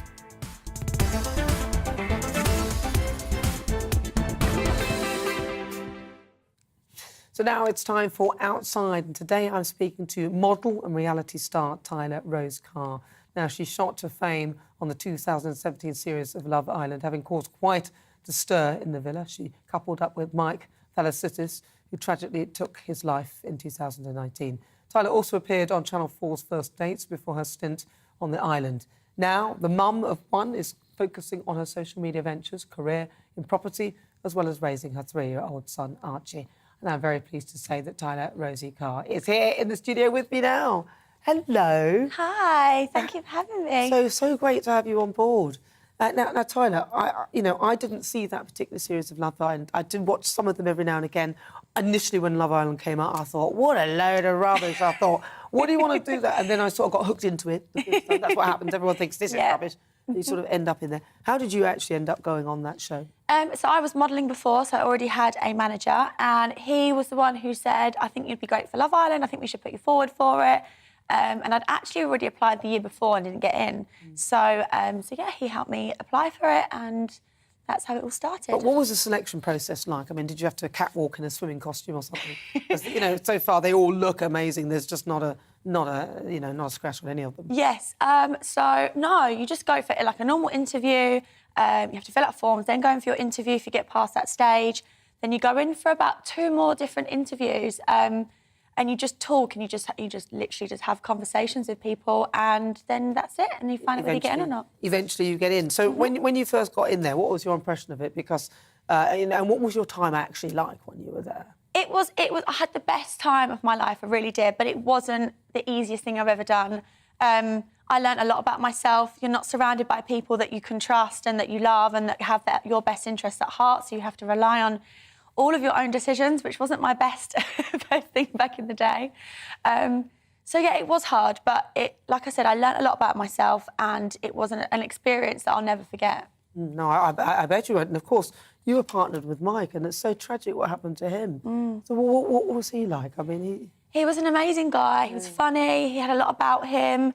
I just think when you come out of Love Island, it is very difficult. You are thrown in this new world. You know, you're just your normal, average person, and then you come out and everyone knows who you are, everyone's talking about you, everyone's got an opinion on you that you hear about too.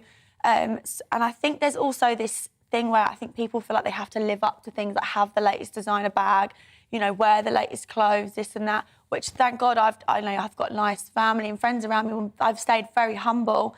But I think some people can get really caught up in that. And I think that maybe he found that really, really difficult because, like I said, it isn't the easiest, but having a good surrounding. And Love Island was really good as well. They do have aftercare team. They do have people that can help you. I mean, I've got, they help me with some therapy lessons just because of my ADHD and things and just coping with the outside world in general.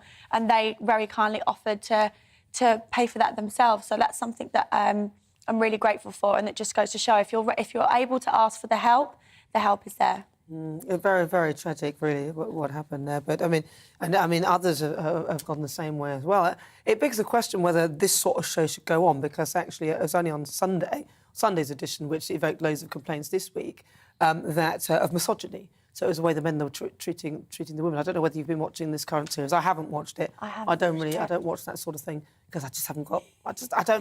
If I get stuck in things like that. I love Married at First Sight Australia. I don't know if you've seen Yes, I love that. It's my favourite. I love that.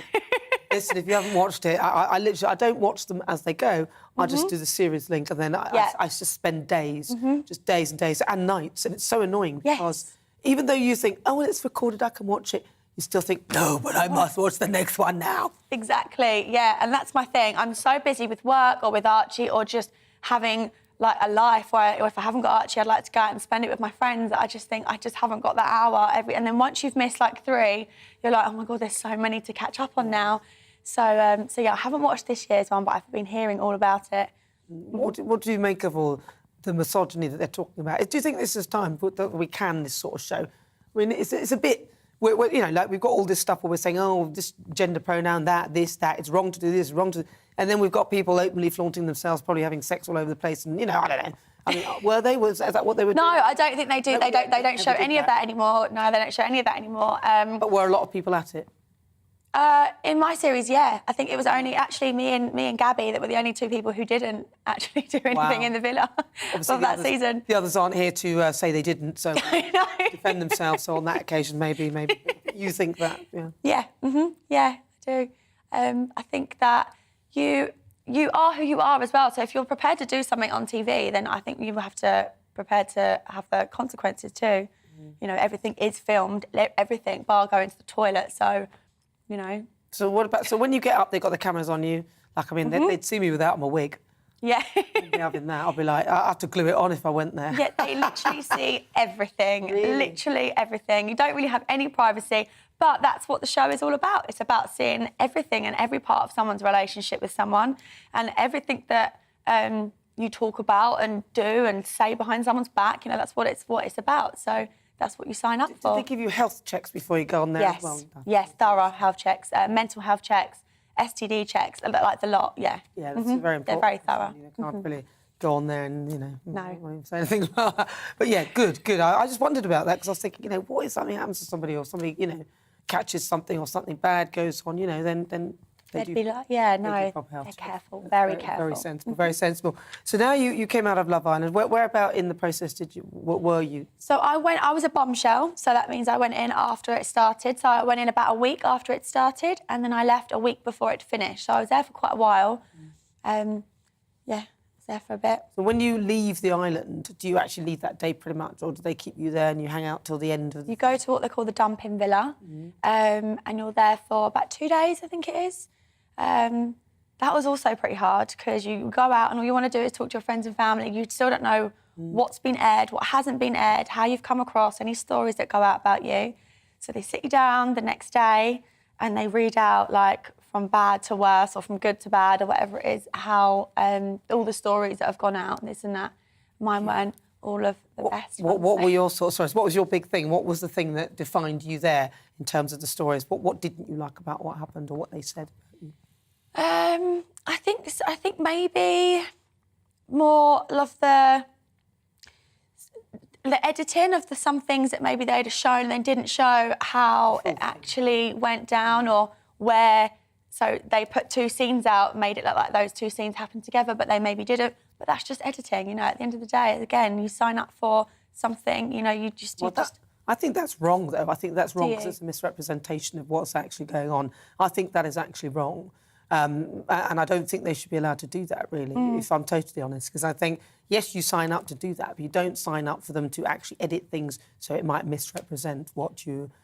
that's true. I think that is actually wrong. That is true. I suppose so. Yeah. And that is a danger for people who are going in there because they can almost paint you in a certain way. Yeah, I mean, actually, that is very true. I didn't think of it. They can paint you however they like. You're selling your soul. But, but to be fair, some people do quite well out of it. And for you, it's been a springboard to allow you to do other things. So when you left, what was the first thing that happened and what did you do? So when I left, my manager sort of had to tell me all the jobs that I'd had and jobs that I'd got through and things of mine. Like, I think in the beginning, it's doing a lot of interviews and PAs and meet and greets and things like that. And then the bigger jobs start to come through, like whether it's clothing brands want to use you, modelling jobs, flying to different countries. And, yeah, lots of different things. You literally get it all at you, because I think there's a very short period of time of a make it or break it when you come out of there. Excuse me. And I think you need to take as many things as you can that go with who you are as well, not just take everything. I think that's... I'll take it, just take it all. How much? Yeah, I'll take that. I'll take it all. All of it. Absolutely all of it. As long as Would you? Yeah. Yeah, nothing too rude, but I don't think that anyone would want me for that. But no, I would pretty much take everything. Yeah. As much as I could, if I could handle it, I'd probably say yes. Yeah, but you can also get really lost in doing that as well. Like, what am I actually gaining from this? Where am I going with this? You know, when you just take everything, you kind of just like... You kind of get bombarded by it all. Well, you might end up quite rich. Well, and that, yeah. So now you're doing stuff. Very briefly, what are you up to now? So I do a lot of Instagram work, but mainly I'm obviously a mum, and I'm a full-time mum, but I do a lot of property work now. I renovate properties. I've just done my first big new build from scratch that I'm actually living in at the moment. I did it with my dad. It was a huge project, and I'm so proud of what the outcome is.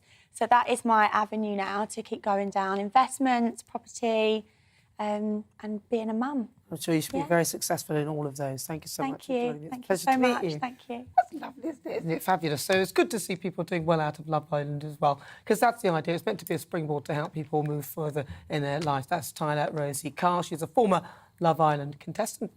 If you just joined me, I'm Nana Akua. This is GB News. We are live on TV, online and on digital radio. We are the People's Channel. And don't forget, you can download the GB News app for free and find out all the things that are happening on the show. Coming up, it's the Great British Debate this hour, and I'm asking, do we live in an over-medicated society? I mean, pretty much everybody I know is taking some sort of medication. What do you think? Are you on some sort of medication? Pretty much everybody I know takes a tablet of one description or another. We'll be speaking to a doctor to discuss this. That's on the way, but first, let's get an update with your weather. Looking ahead to this evening's weather, and the UK is looking very wet and thundery in the northwest, warm sunshine in the southeast. Let's take a look at the details. Starting off in the southwest, and here it will be often cloudy with some rain at times, as well as blustery winds. The rain shouldn't be particularly heavy though. Meanwhile, in the southeast, and after a hot day, it will stay fine and very warm through the evening, with some further sunshine for most.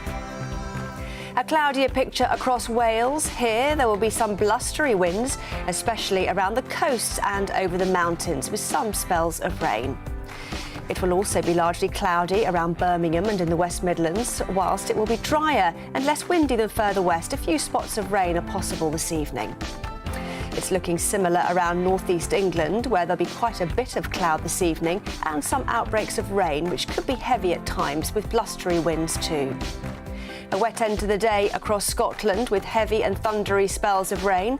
A warning has been issued for southwestern Scotland, where impacts are likely from the rain.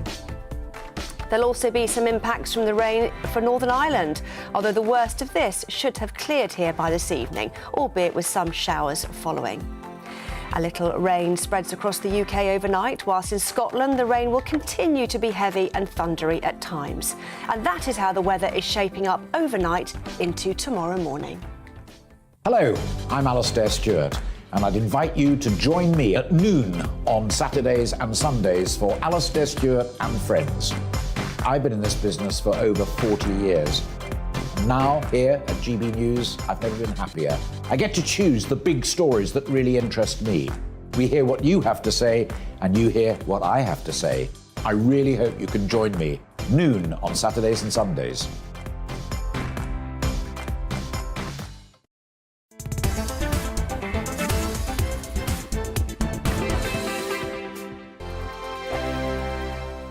We are GB News. We're right across this great nation. On TV. On radio. On digital. Absolutely everywhere. We don't talk down to you. We embrace all voices with honest and civilised conversation. We are not part of the establishment. We're one of you. And we're only getting started. Join us on GB News, The People's Channel.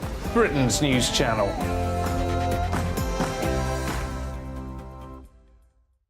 Hi there, it's Stephen and Anne.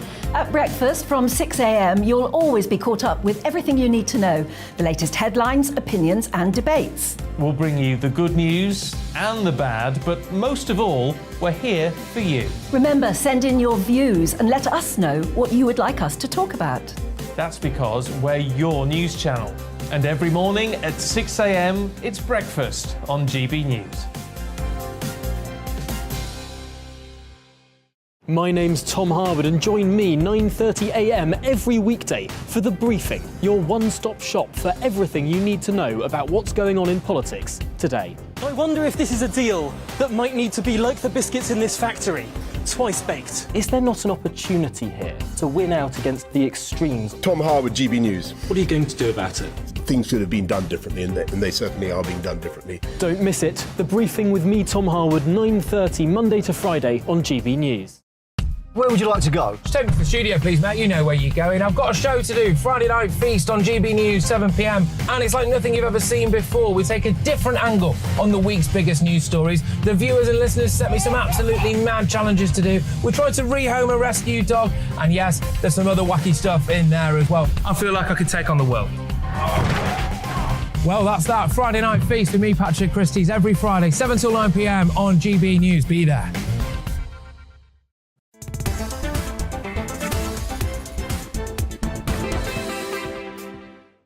It's coming up to 23 minutes after 5 o'clock. If you just joined me, welcome. This is GB News on TV, online and on digital radio. I'm Nana Akua. Now, earlier in the show, we were discussing who has the best plan for our country. Is it Rishi Sunak or Liz Truss? And Bobby has said that as a member, Truss gets my vote to lower taxes and grow the economy. Lowering corporate tax will entice overseas business, scrap wastage, fraud and inefficiency. Well, Rishi Sunak knows all about the fraud thing, doesn't he?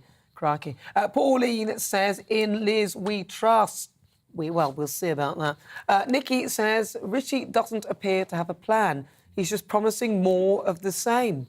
And Keith says, Liz Truss would get my vote only because tactical voting took Penny Mordaunt out. Michael says, Rishi is coming out with the things that they should have been doing for years. Yes, very true. And ironically, he was the one in charge of it even then. So anyway, keep your thoughts coming. It's now time for our second Great British debate, the first one of this hour. I'm asking, do we live in an over-medicated society? Now, there was a study recently that cast doubt on the effectiveness of antidepressants, and it also revealed that there was no clear evidence that depression is caused by serotonin levels in the brain. I think there is another article that actually says the opposite.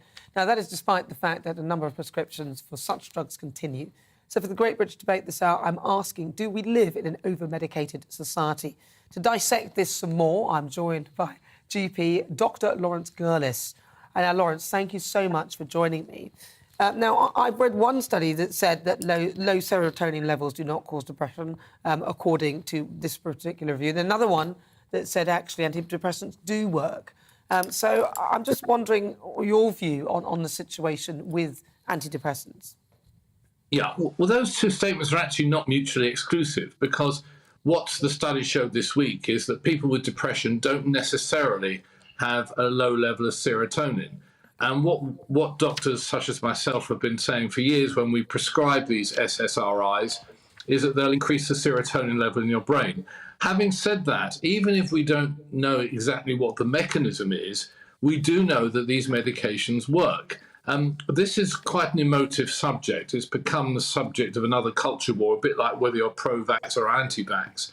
One of my colleagues, a doctor, went on TV recently and confessed that she'd taken antidepressants, and she got a lot of abuse for, being accused of promoting antidepressants, which she wasn't. So my view is that antidepressants of this class work. They're non-addictive, they're non-sedating, they're safe in overdose, and all of those things are actually very important when you compare with some of the older drugs that we had, such as benzodiazepines and tricyclic antidepressants. So they do work. Whether the mechanism is via serotonin or not, to some extent, is secondary, because I have patients who quite literally tell me that they've saved their lives with this medication. I don't want to prescribe them for everyone. A lot of patients don't want medication, but they're a very, very useful tool for doctors to have to treat people with depression. And I use them, and a lot of patients are very, very happy. And we need to treat depression like any other illness and have medications which can treat it. I suppose even if in the end it creates a placebo effect, then that's working, I suppose, even if that's the thing, that it works. I think that's a bit harsh. I mean, you talk about placebo effect. I mean, I've worked in clinical research. You have to prove a drug is superior to placebo. You wouldn't get a product license for something that was just a placebo. These drugs genuinely work. I mean, yes, there's always a placebo effect for any medication, but there's no doubt that the SSRIs, the selective serotonin reuptake inhibitors, Prozac was the first one. There are other drugs in that same class, sertraline, escitalopram, citalopram. The newer ones are actually cleaner and, in my view, more effective. There's no doubt they work. And, I'm a fan also of talking therapies. Not everyone responds to talking therapies. Some people get worse when they talk through their traumas or their childhood or their recent trauma. So it's very important to have medications which are relatively safe compared to the older medications. And I wouldn't want to have these drugs taken away from the options I have to treat patients. Yeah. Well, that makes sense. Now, I'm also wondering, so in your view then, do you think that we are, a bit of an over-medicated society? Because, I mean, literally everyone I know is taking some sort of medication of some description. Do you think that perhaps the doctors reach to medication, some of them potentially too quickly? Yeah. Are we a society? Without a doubt. I would absolutely agree with you on that. You see it particularly in the elderly. It's called polypharmacy. I saw someone yesterday with a list of 12 different medications. And you see it all the time, even in younger people. Someone once described the human race as being different from animals in our desire to take drugs, but I'm not going to blame the patients. I think you're right. The GPs have limited time.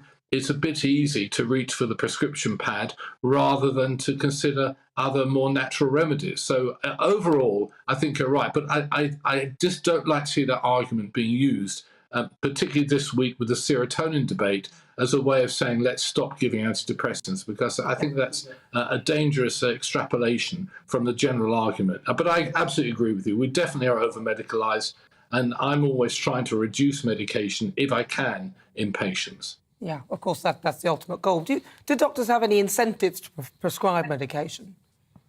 That's a very good question, Nana, because there are all sorts of conspiracy theories. I've worked on both sides. I've worked for clinical research, I've worked in the pharmaceutical industry, and I work in general practice. There is absolutely no incentive for a doctor to prescribe a certain drug. We've heard all sorts of conspiracy theories about the doctors and the vaccine manufacturers. Absolutely not. I mean, years ago, you might be taken out for a dinner with a drug company, but most of that thing now, going abroad, it's all stopped because of the new rules brought in. There's absolutely no incentive. No doctor I know, whether it's the NHS or outside the NHS, prescribes something because it benefits them personally. But if you read social media, you'll believe that sort of thing happens all the time. It doesn't. Well, I'm glad you cleared that up, because there are all these sort of rumours that you get this and that, and if you do that. Yeah. But it's good to hear from you that is not actually the case. So now you talked about doctors being quick to prescribe. Do you think this current crisis that we're in, so there's a long waiting list and everything, will exacerbate that? Oh, without a doubt. And it's putting more pressure on GPs. If someone's waiting for a hip operation, then they're in pain, they become depressed, they can't sleep, so they're more likely to be going to their GP and receiving medications. And the GPs I talk to say that the long waiting lists are causing exactly that problem for them, when you could solve the patient's problem with an operation. But if they're waiting 2 years for it, that's a lot of drugs that they're going to be swallowing in that time.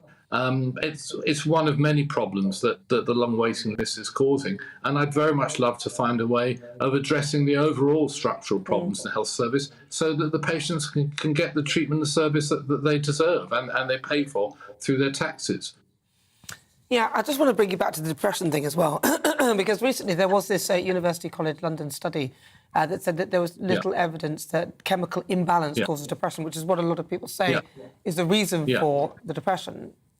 Can you elaborate on that? I mean, do you have a different view? I'm trying to read the original paper. I think they're measuring serotonin levels in the blood. Okay. Now, the thing is that brain chemistry, neuroscience is a very complex subject. Brain chemistry, I'm pretty sure they haven't biopsied the brains of these people with depression. We all know that certain things make you feel happy, sad. We all know, for example, if you drink alcohol, you release endorphins into the brain. There are other drugs like dopamine, which can make you feel happy or make you feel sad. If you're depleted of dopamine, you can get Parkinson's disease. I'm answering your question by saying that neurochemistry, brain chemistry, is extremely complex.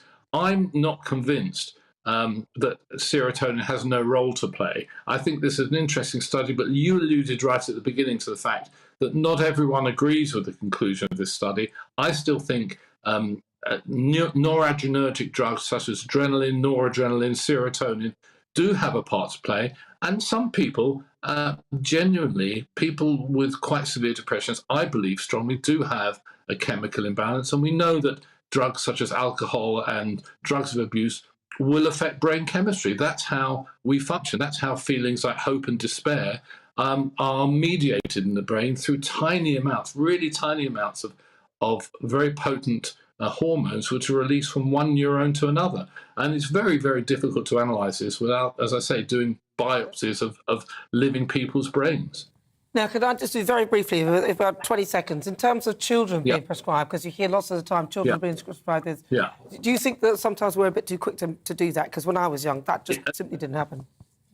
Without a doubt. I don't prescribe these medications for children. I hear stories of other children prescribing. No, they don't work in children. They can increase suicide rates. So no, I look over 20s only for these drugs, I'm afraid. Well, Dr. Lawrence Curtis, we're losing you. We just lost you there. Your audio's gone. But thank you so much for your thoughts and thank you so much for your insight. Okay. That's Dr. Lawrence Curtis. He's a GP. If you just joined me, welcome. I'm Nana Akua. This is GB News on TV, online and on digital radio. It's just coming up to 33 minutes after 5 o'clock. We will continue with our Great British Debate this hour. And I'm asking, do we live in an over-medicated society? You'll hear the thoughts of my panel, Andrew Pearce and also Danny Kelly. But first, let's get your latest news headlines with Olivia Guthrie.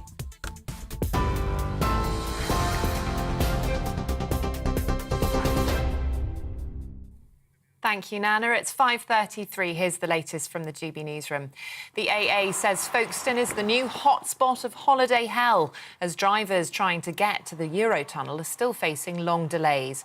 It's after disruption at the port of Dover has largely been brought under control. Delays there have been reduced to around an hour after some holidaymakers were waiting up to 18 yesterday. Separately, however, the Highways Agency is also warning of traffic jams on major roads in Kent. It says there are currently delays of several hours for some drivers. The Board of Cricket Scotland has resigned ahead of the publication of an independent review into racism. The review has been conducted after Scotland's all-time leading wicket-taker Majid Haq told Sky Sports News that Cricket Scotland was institutionally racist. In a letter, the board apologised and said it would review, and the review would provide a watershed moment for Scottish sport. Liz Truss and Rishi Sunak have vowed to toughen controls on migration as part of their bids to become the next Tory leader and Prime Minister. Mr Sunak said he would tighten the definition of who qualifies for asylum and introduce a cap on refugee numbers. Liz Truss says she would extend the UK's Rwanda asylum plan and increase the number of Border Force staff. A major incident has been declared in Surrey after a large fire at a beauty spot there. 19 fire trucks are at the scene in Hankley Common, made famous by the scenes filmed there for the James Bond movie Skyfall. Surrey Fire and Rescue say nearly 20 acres of land, the size of 25 football pitches, are on fire. TV, online and DAB+ radio. This is GB News. Now it's back to Nana after a short break.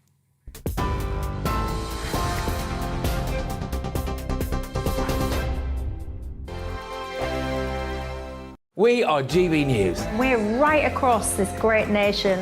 On TV. On radio. On digital. Absolutely everywhere. We don't talk down to you. We embrace all voices with honest and civilised conversation. We are not part of the establishment. We're one of you. And we're only getting started. Join us on GB News, the People's Channel, Britain's news channel.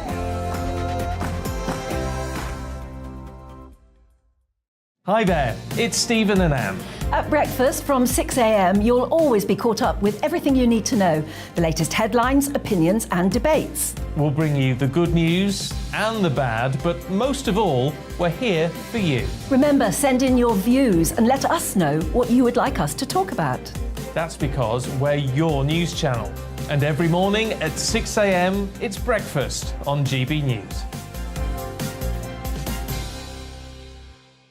My name's Tom Harwood and join me 9:30 a.m. every weekday for The Briefing, your one-stop shop for everything you need to know about what's going on in politics today. I wonder if this is a deal that might need to be like the biscuits in this factory, twice baked. Is there not an opportunity here to win out against the extremes? Tom Harwood, GB News. What are you going to do about it? Things should have been done differently, and they certainly are being done differently. Don't miss it. The Briefing with me, Tom Harwood, 9:30 Monday to Friday on GB News. Where would you like to go? Just take me to the studio, please, mate. You know where you're going. I've got a show to do. Friday Night Feast on GB News, 7 p.m. And it's like nothing you've ever seen before. We take a different angle on the week's biggest news stories. The viewers and listeners set me some absolutely mad challenges to do. We tried to rehome a rescue dog. And yes, there's some other wacky stuff in there as well. I feel like I could take on the world. Well, that's that. Friday Night Feast with me, Patrick Christie's, every Friday, 7 till 9 p.m. on GB News. Be there.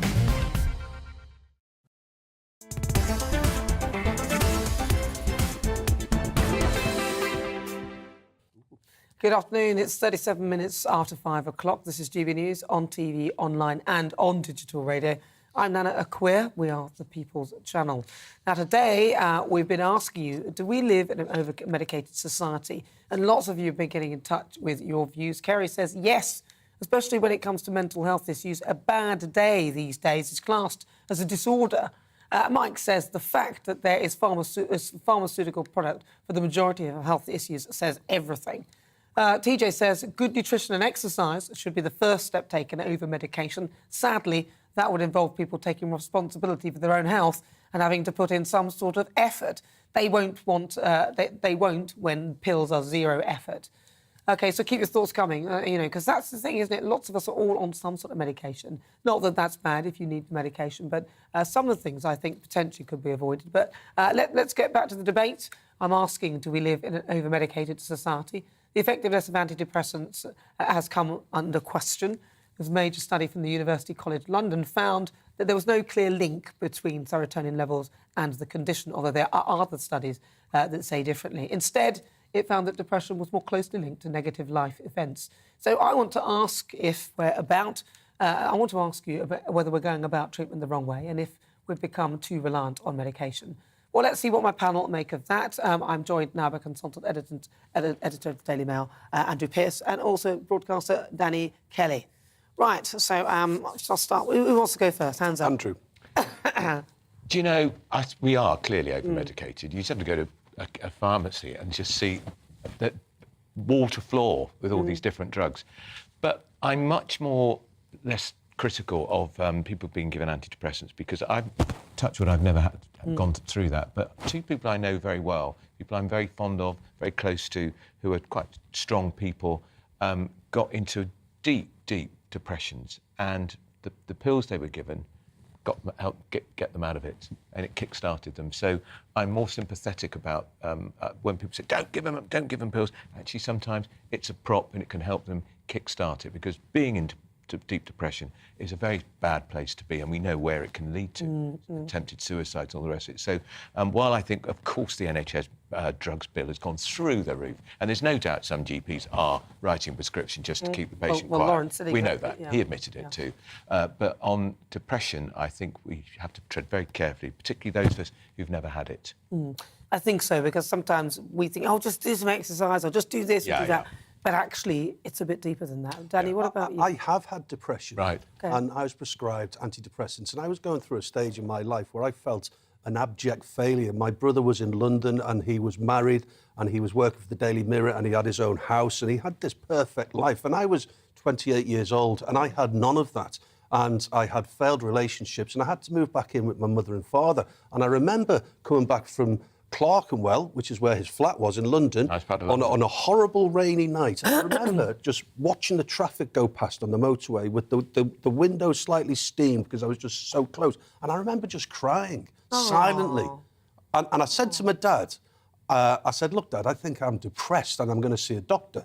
And he said, OK. And he got a bottle of champagne out and he said, let's celebrate your future, son.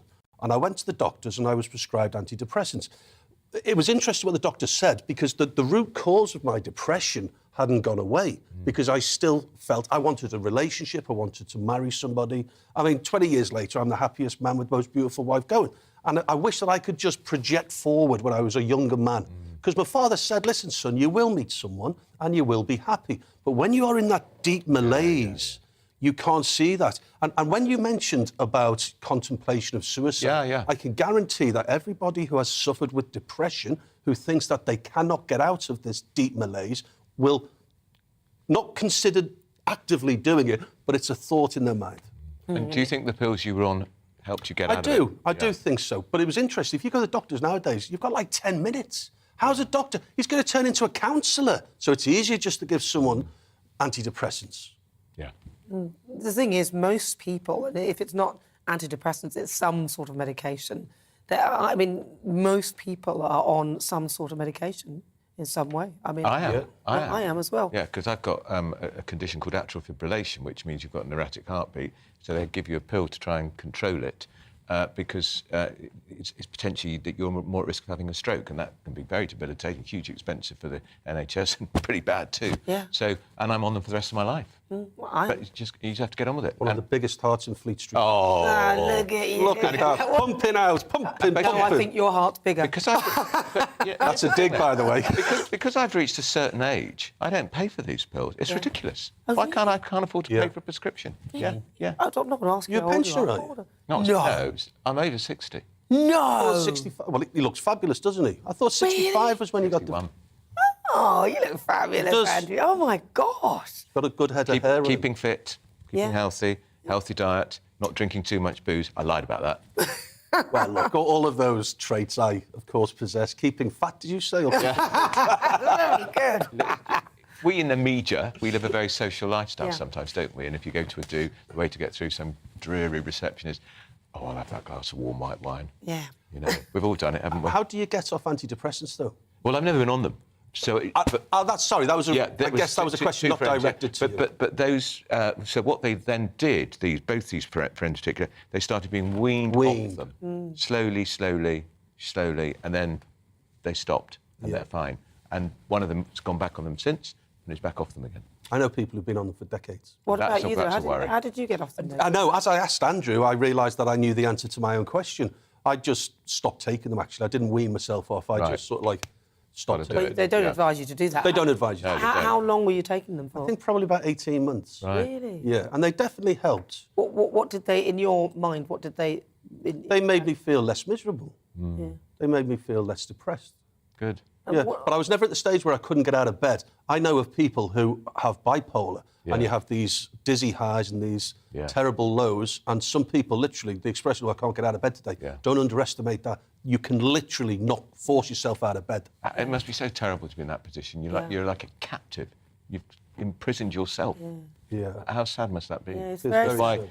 That's why I think we mustn't assume that actually it's we shouldn't be throwing pills because some people really need them. May I just ask one really interesting question? If serotonin is not to blame for for depression, so what happens when you're given tablets to boost your serotonin? You must have serotonin overload. Well, I mean, that's a good question. I wish I'd asked the doctor that. But then I think some people don't subscribe to that idea anyway. There's a different view to that as well. Great question, though. Right, well, this show is nothing without you and your views. Let's welcome our great British voice onto the programme. Your chance to tell us what you think about the topics we're discussing. Right, where should we go? I think Luton. Luton Airport. Luton Airport. Oh, the rain chase. Let's have a chat with Graham Waugh. He's there in Luton. Graham, now, what do you think, Graham? Because I know you've got your own story, haven't you, with regard to depression? I suffer bad anxiety and depression. In fact, I wouldn't be here talking to you today if I didn't have my medication. However, I do feel that over the years I've relied on that rather than going through my life, I was always depressed, but I didn't know what would help it apart from medication. But one of the things that helped me was actually going to the gym and getting that feel-good factor. We do rely on medication too much. And I don't think I take as much medication because I exercise as well. And like everybody else, you go through life hiding your head and just saying it'll be all right. We know that drinking this or eating that isn't very good for you, but we still do it anyway. It could cause obesity, diabetes, heart disease, and certain types of cancers, but we still do it anyway because we know that we've got the NHS to rely on as a whole, not just the medication. So that's my kind of... Well, Graham, I know that you set up Big Health and Fitness, didn't you? Your own sort of fitness business to get people to exercise, and that's something that you're quite passionate about as well. And so it's really, really good to talk to you. Yeah, well, the majority of people that come to me, because they suffer from anxiety and depression, from obesity and other things like that, they're lonely and they're depressed. And so the social aspect for me is really important. Well, listen, Graham, it's always a pleasure to talk to you. Keep doing what you're doing. That's Graham War in Luton. Thanks, Graham. Lovely to talk to you. That's Graham, yes. They see Graham, I know of Graham because he set up his company, Big Health and Fitness, which was ideal to help people who are quite overweight to actually exercise, because a lot of people who are quite overweight don't want to go to the gym. Yeah. And he himself was, fairly big, and then he lost... At one point, he was actually one of the biggest men in this country. Really? And he was, there was a big piece about him in The Sun. He was about 52 stone. Oh, my God. He lost about... I think he lost about 35 stone. That would make you depressed. Yeah, and so he was going through depression. It's amazing how the Luton accent has evolved since the 1980s. Yes. Advert for Luton Airport He's from Scotland. with Lorraine Chase. Yeah, God bless him. And a fabulously handsome bald man who's like looking in the mirror. But it's great. It's the guy has lost 30-odd stone. Right. That would make you depressed. Of course it would. I mean, literally not being able to get out of bed. But even he said that people are more quick to reach for the medication and rather than actually potentially enhancing that with some exercise. How does anybody get to that point, then? Yeah, that is extraordinary. That's How depression. You get more and more, and because you're depressed, you're eating even more and doing no exercise. I mean, and amazingly, the heart didn't give in. Well, that's the. I think that was a scary moment. I think that's when he realised that he had to do something about it. Well, today I've been asking you whether we live in an over-medicated society. Lots of you have been getting in touch with your views. Paul says the question should be, why do we live in an over-medicated society? That is a good question. I don't think I could answer that, Paul, though. Over-medicated and under-educated, says Ben, is just the way governments like their citizens. Does feel a little bit like that, doesn't it? Give you just to keep you quiet, potentially. But that is sort of like a conspiracy theory. Alex says, my mum worked in a pharmacy for 40 years. She followed the golden rule that medication does more harm than good. Do you think? Potentially. But it depends. I don't know. That doesn't always work out that way. But listen, thank you so much for all those thoughts. Keep them coming. If you've just joined me, welcome. I'm Nana Akua. This is GB News. We are live on TV and on digital radio. Now, moving on to another story that caught my eye today. British holidaymakers are facing chaos as traffic to the English Channel out of Dover and Folkestone sees huge congestion and several-hour delays. Now, Transport experts say the current travel system is causing massive disruption and said the government need to come up with a long-term solution to the problem. Let's see what my panel make of that. Joining me, consultant editor for the Daily Mail, Andrew Pearce, and also Danny Kelly, who's a broadcaster.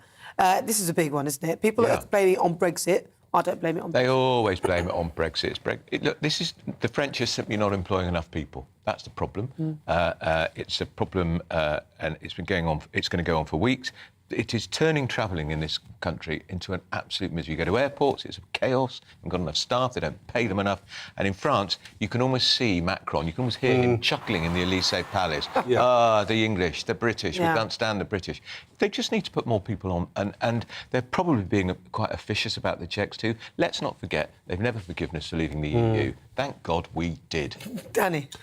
Yes, I understand that the 62-year-old cop in charge of policing that particular port is outspoken about the Brexit referendum. As I understand also, they only were manning, say, 50% of the checkpoints. But, listen, I'm going to go slightly against you. I think that they are now sort of showing us what Brexit potentially, the delays it could cause. Maybe they're being overly officious, maybe they're being punitive, Andrew, but now we do live in a world where we can't just sort of drive through checkpoints anymore. And maybe this is the gritty reality of it. Do I think Brexit's going to work? Yes, I do. But I just think that the French can't forgive us. Yeah, no, they can't. I kind of think that it's very childish, actually. Yeah. It's very childish. And I think that it's not just the French, I think, we're up against. It's against people who voted to remain, who now almost seem satisfied. What did we tell you? And usually it's people who can afford to go off travelling across Europe and this and that, and maybe out somewhere in Verbier or whatever. Whereas the normal person on the street, and most of us who voted to leave, saw this as a way of kind of equalising this situation of rich and poor, kind of increasing the living standards and, you know, bringing a better service to the UK and also enabling us to take advantage of the rest of the world. I mean, it's not just Europe out there, there's the rest of the world. And there are other ways of leaving this country. You don't have to go via France. No, exactly. But it's interesting because I've had to cancel a holiday because we're going to get the new Prime Minister in September. So we thought, you know what we'll do? We'll go to France. Maybe not. Rethink it, because I do not want to spend 3 hours queuing up. It's just so miserable, isn't it? Well, and that great British stoicism. GBNews has been interviewing some of the people in the cast, and they just grin and bear it. It's that great British way, isn't it? Yeah, well, unless they're in an electric car, then they're doomed. Yeah, right, yes. It's time for Supplement Sunday, the part of the show where me and my panel look at some of the other stories in the papers today. I'm joined by Associate Editor of the Daily Mail, Andrew Pearce, and also broadcaster Danny Kelly. Danny, I'm going to start with you. You've got a story for us about Italian security with the sticky protester situation. Unfortunately, we couldn't show the video. Yeah, this is a great story. And it's the juxtaposition about how authorities in Britain treat these loonies, these Just Stop Oil loonies, who superglue themselves to various pieces of art for the worldwide publicity and to the road also. And basically, the curator of this Italian museum is just having none of it. And he drags them away from... They're superglued. I can't remember the name of the piece of work or the artist, but it's thankfully protected by glass. And they've superglued their hands to the glass. They've unfurled a banner before they superglued. And this guy just drags them off. He doesn't care about the shedding of the skin. And there's a great... in France, this is even better, Andrew. I've often wondered why the British police just don't drag them off the M6. Yeah. In France, that's what they do. There was two protesters... and there was a woman, and she literally was just dragged away, and she sort of looked at her hands and thought, oh, that's a little bit painful. And then there was a bloke who, like a footballer, being felled by a flying tackle, rolled around screaming whilst his superglued hands were removed from the road. Yeah. And the old Bill just lifted him. Good. You heard the way to do it. It's absolutely what we should do. We should do it. We are so mealy-mouthed in this country, and it's ridiculous. We need tough policing. These people are making life a misery for so many people trying to get to work, trying to get to a hospital. We should drag them off. Yeah. Andrew, do you have one? No. Well, you gave me one. Well, let me do my one then, because I've got one, sorry. You did very well, because you haven't got it in front of you. Now, a couple have complained after a neighbour was stealing their homegrown tomatoes for weeks. The thieving neighbour took several pounds of tomatoes and another 40 red onions also went missing. You ever nicked any tomatoes, Danny? Oh, salad dodging, Danny Kelly. No, I haven't nicked tomatoes. I think it's a great story. I think the neighbour's just leaning over the fence, nicking the tomatoes, 40 red onions. It's all, if you think about it, that's terrible. Do that, Andrew, I wouldn't. No, I wouldn't. No. Would I? No, I don't think you would. I wouldn't. No, I wouldn't. But it reminds me of when we were kids, nicking apples out of trees, people's trees. We did, all the time. Yeah. And we got chased, normally by the local vicar.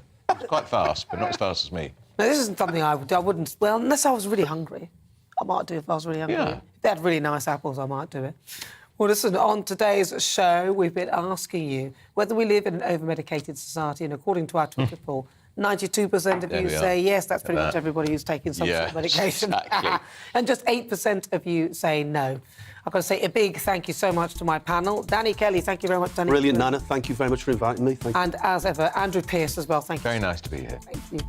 And a big thank you to you at home for being part of the show and taking part, and for your company. Well, I'll be back on Friday at 4 to discuss all the top stories. Don't forget to catch up with all the action on the GB News app. You can even follow us live on YouTube.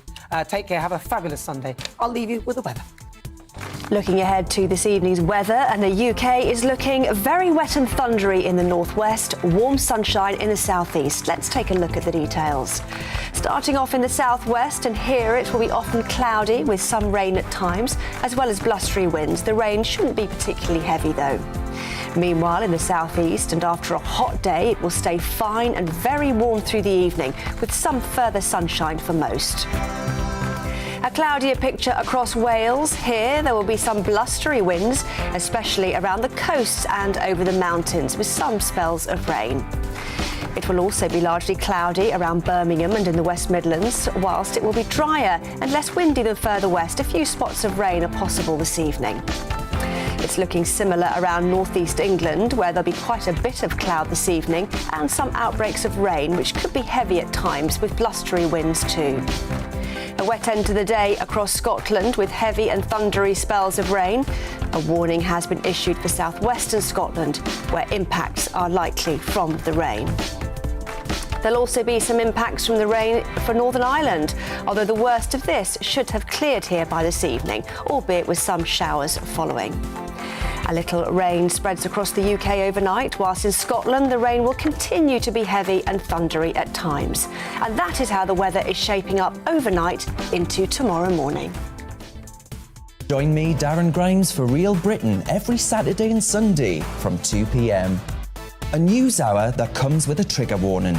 Scorching hot opinion with prominent guests saying the unsayable, and a little bit of weekend fun thrown in. Unlike other broadcasters, I won't be forgetting what the B in our name stands for. So Howie in for Real Britain Saturday and Sunday from 2 p.m.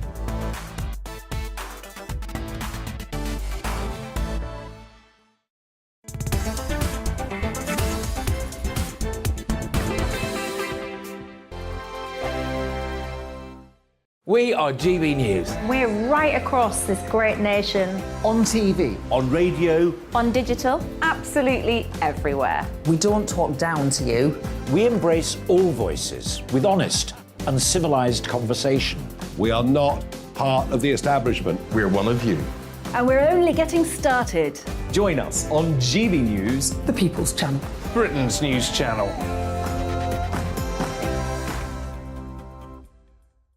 Hi there, it's Stephen and Anne.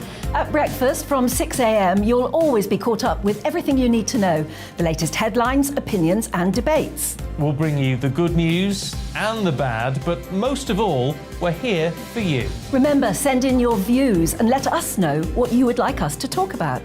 That's because we're your news channel. And every morning at 6 a.m, it's breakfast on GB News.